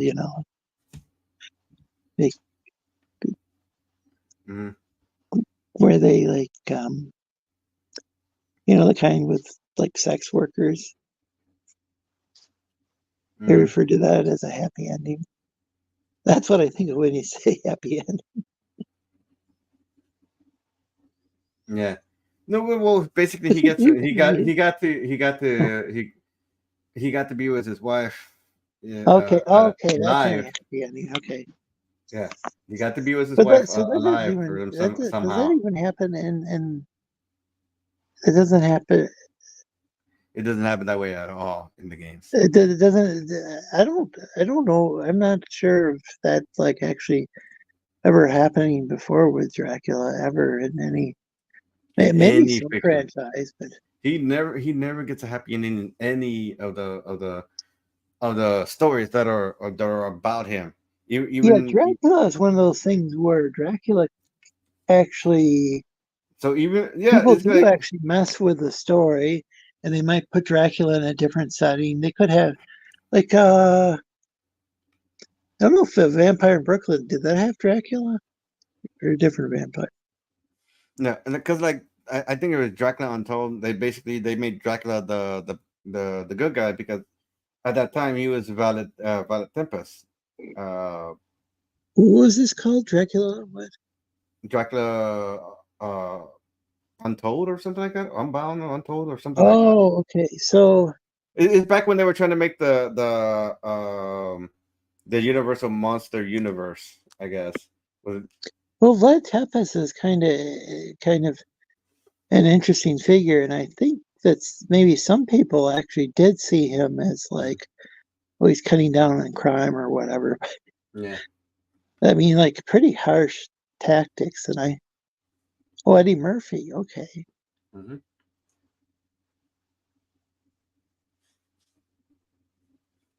Yeah. So. Yeah. If it's about Vlad the Impaler. It's a totally different. Yeah. So that actually is one of those. That is the thing is like with Dracula to begin with. Mm-hmm. It departed so much from the original Vlad the Impaler thing. So it's kind of so the Dracula book is kind of doing what this Castlevania series is doing with Castlevania. Yeah, basically taking something and just completely changing around the story. Because I think that's where they draw most of Castlevania from is from Bram Stoker's Dracula. But the Bram Stoker's Dracula, do they ever call Dracula Vlad? Do they call it? Okay, so it's just Count Dracula. They're just taking that name, which means like or son of the Nosferatu. dragon or son of the devil, I think, depending on how one translates it. No, well, I mean, because they also call them Nosferatu in some versions, and in others it's. Well, yeah, that was because they didn't own that, because they were trying to make an adaptation without having the royalties, and they pretty much almost every copy of Nosferatu was destroyed. It's amazing. It's one might say it's a miracle that we even have any remaining copies, because every single copy, almost every single copy, was like they had to burn the copy because they lost the lawsuit. There's an intellectual property lawsuit. I don't know if that would be copyright or what that would be. Yeah. And then they lost the suit. The people who made the movie. So it just came up with Nosferatu. It's still considered one of the to this day one of the best adaptations of Dracula of all time. I mean, by you know, by a lot of, by like at least by like certain movie buffs, you know, I mean, I'd say it was an excellent. They call it German Expressionism. It was which is an excellent German Expressionist film. Very different. Because they make Dracula really romantic in a lot of versions, and well, I think because they also I think there's a new film recently that sexy, and it wasn't at all. That's right.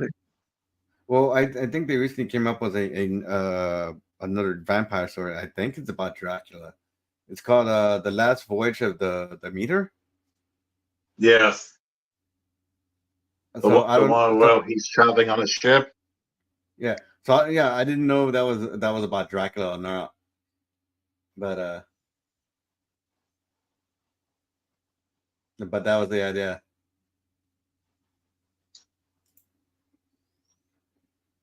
So there was a Japanese. So Castlevania is a Japanese creation, right?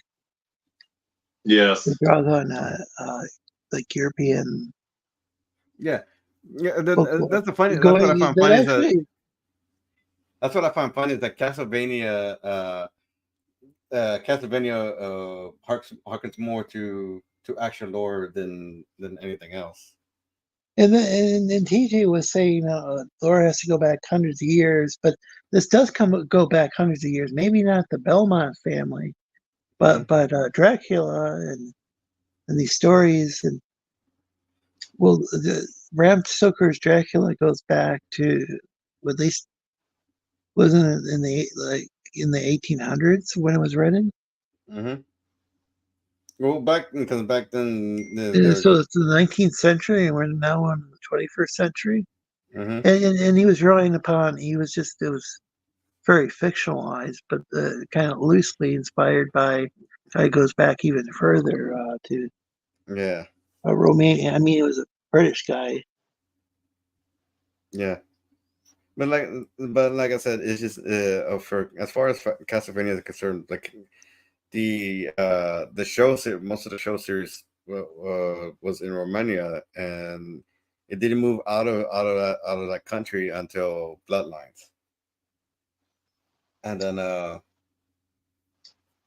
and even then, because they only had like one stage in France, and then it took off to somewhere else.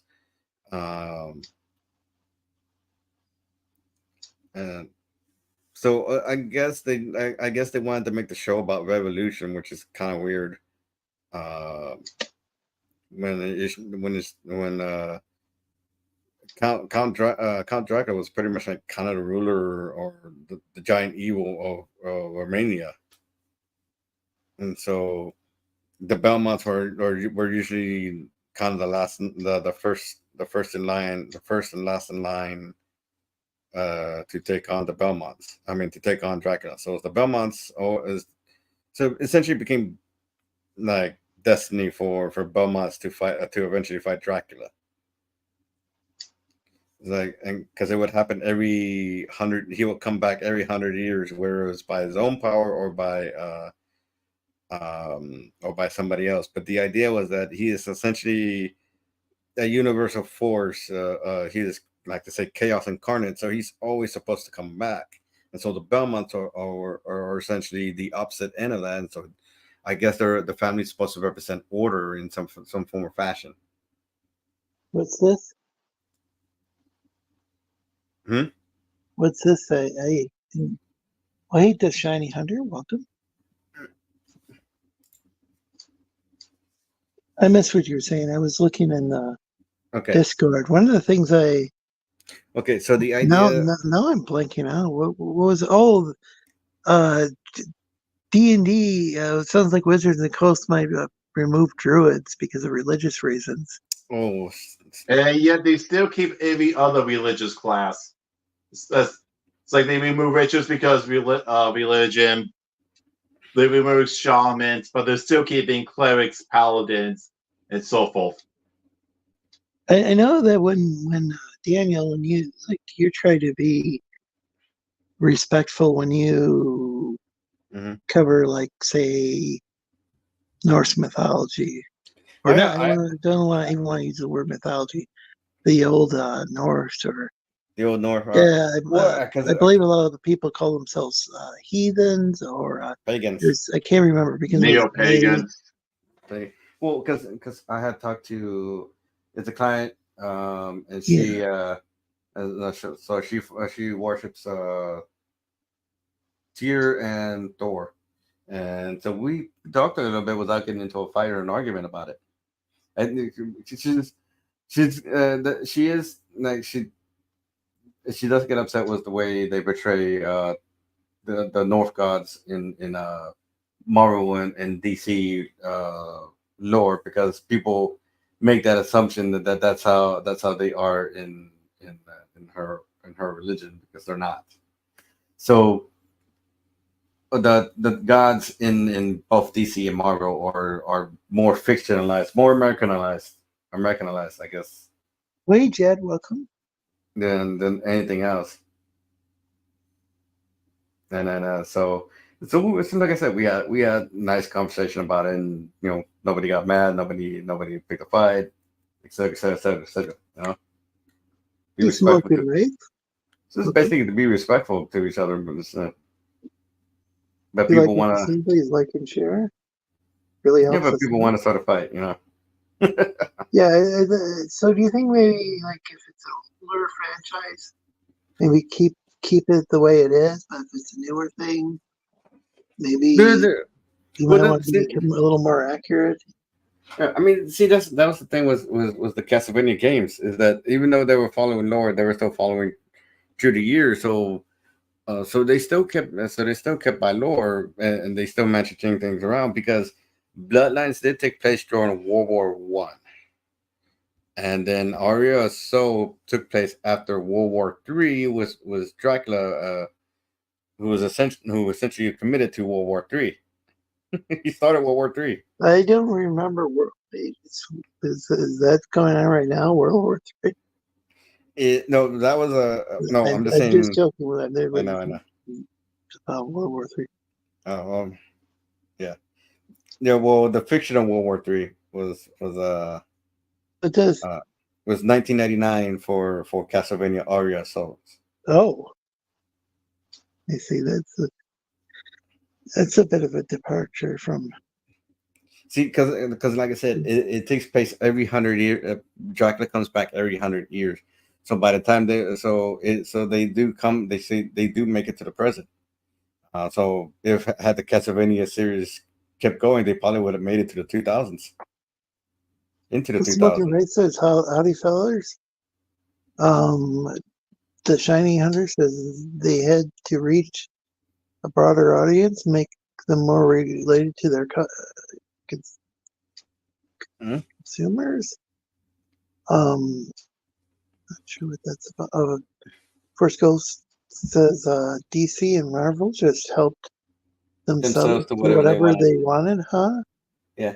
The Shiny Hunter says at the end of the fictional can have leeway on storylines. I think Ray I says think we've laugh out loud. Jed says, "How's life go?" I think the thing. Getting tired. I think the thing is 7:30 here. Shiny is so serious, says Jed. I think the thing is that is that Marvel and DC has Americanized it so much that people don't bother to read up on the actual North gods, the old gods, or whatever, however you want to say it, and so people assume that's how actual Thor and actual Tyr, actual Odin are as people. Aren't they space aliens, or does it depend on the version of? I think it just depends on the version you're looking at. Because I thought they're supposed to be gods. What about D&D though with their druids? You think that's a different situation? I don't think it's any different because druids are just supposed to be a set of class, and so the idea is that you can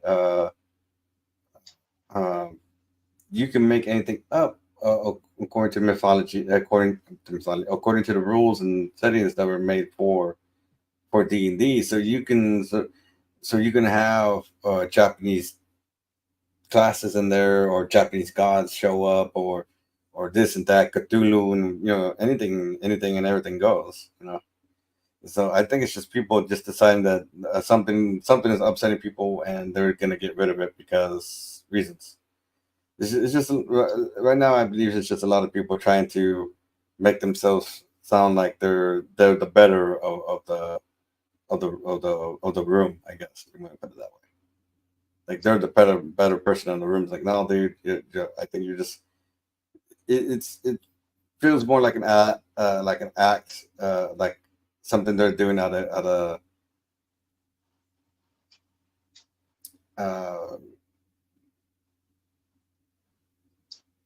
out of ego. There's like their ego is just like, oh well, we're the arbitrators of this, so we say this is evil, or that is evil.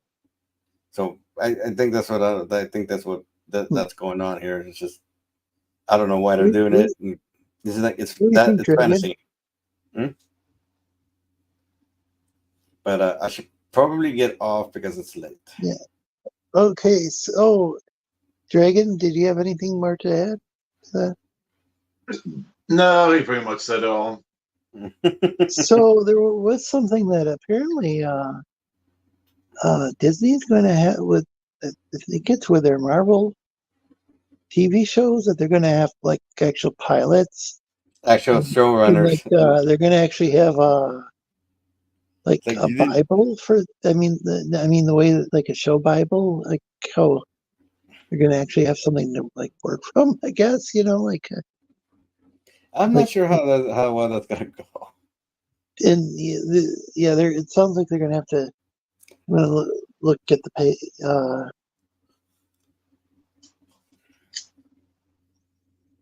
You mean so it means that they can't have 500 cooks in the. It's going to have to have proper showrunners. Mm-hmm. Instead of just random people. Just showing up. It's the proper showrunners that all these shows have been. That make pilots and show their Bible, their TV program, Bible, or whatever. But in any case, I'm just kind of paraphrasing it because I can't look at that screen and the screen simultaneously because one's in the Discord app and one's in Chrome. Well, like I said, I do have to take off. So you guys. I'm just gonna put the link in the chat, and I thought that was interesting. It's a tweet where discussing film. I think is the name of the. Mm-hmm. Name of the site that has the article, but the tweet gives like a quick summary, and I can't screen share it. So I want to ask you all, where did Marvel Comics come from? I believe it was called Timely Comics originally. Who is the creator of Comic Marvel? Huh. You know, Stan Lee ran the company for a lot of years.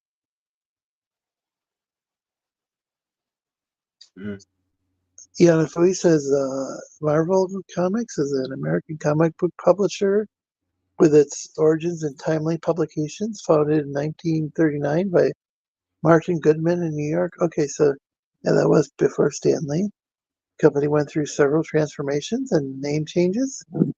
Initially known as Timely Comics and later rebranded as Marvel Comics in the 1960s. Thanks, Mr. Yanafu. Yeah, I need to get going too. All right. Where can we find you, Daniel? You can find me at the Tech Corner on YouTube, Instagram, and Twitter. You could also find me at Tier Comics on Twitter. Vega Illustrations on Etsy, but I really need to get back to that. And I think that's it. Well, that's it for right now.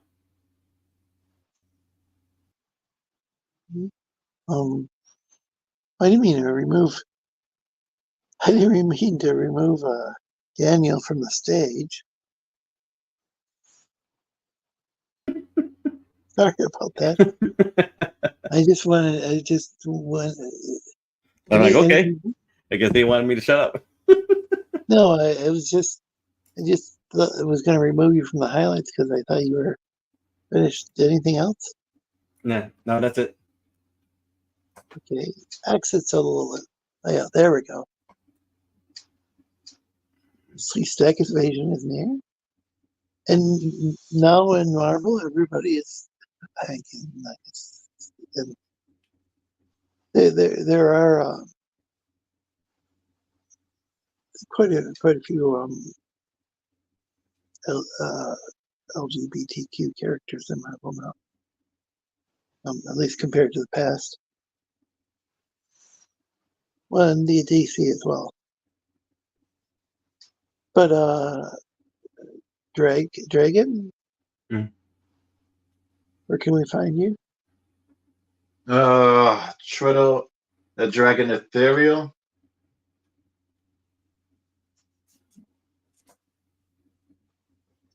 Anything else? No, that's it. Yeah, I really don't use my Instagram account, and that doesn't even use, and that uses my real name anyways. Oh, okay. Jet says about Marvel, great information, brother. Thanks. Thanks, Mr. Yanafui. And I'd like to thank the Chad, and of course everybody who's gone on the panel. And it's too late at night for me to include a full list.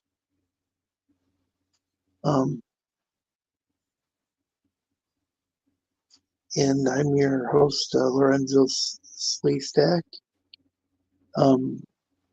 We mainly stream on YouTube, but we also do. I mean, most of the people watch us on YouTube, and that's type something in the chat on YouTube. That's probably the way it shows up the best in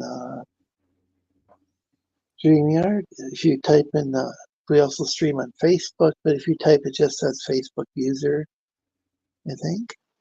And we also stream on Kick, which is supposed to be less censorship than either platform. But I don't think if you type in the chat there, it actually shows up in StreamYard. So it's kick.com, KICK. It's not the other Kick, the instant messaging app. That's was initially confused by this because heard of the app, but only recently heard of this streaming platform. Anyway, we stream every Thursday, 5 p.m. Pacific, 6 Mountain, 7 Central, and 8 p.m. Eastern. And I'm a little unsure about the international time zones now.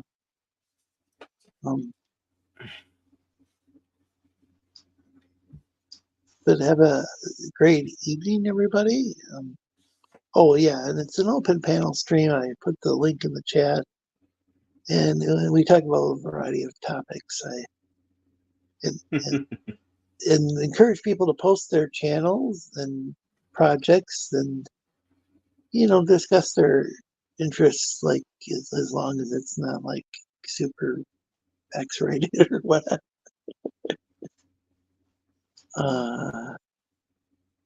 Sleestakians invasion is named, says to Shiny Hunter. Greeter. Okay. We read that. Yep, Mr. Sad was done my beloved character arc lines. Have a good night, Lorenzo, says to Shiny Hunter. Night, says Jed. And take care and have a nice dream. God bless you all. God bless you too, Jed. Everybody else. Right. I guess. Good night. Good night. Good day. Whatever it is, wherever you are. And BX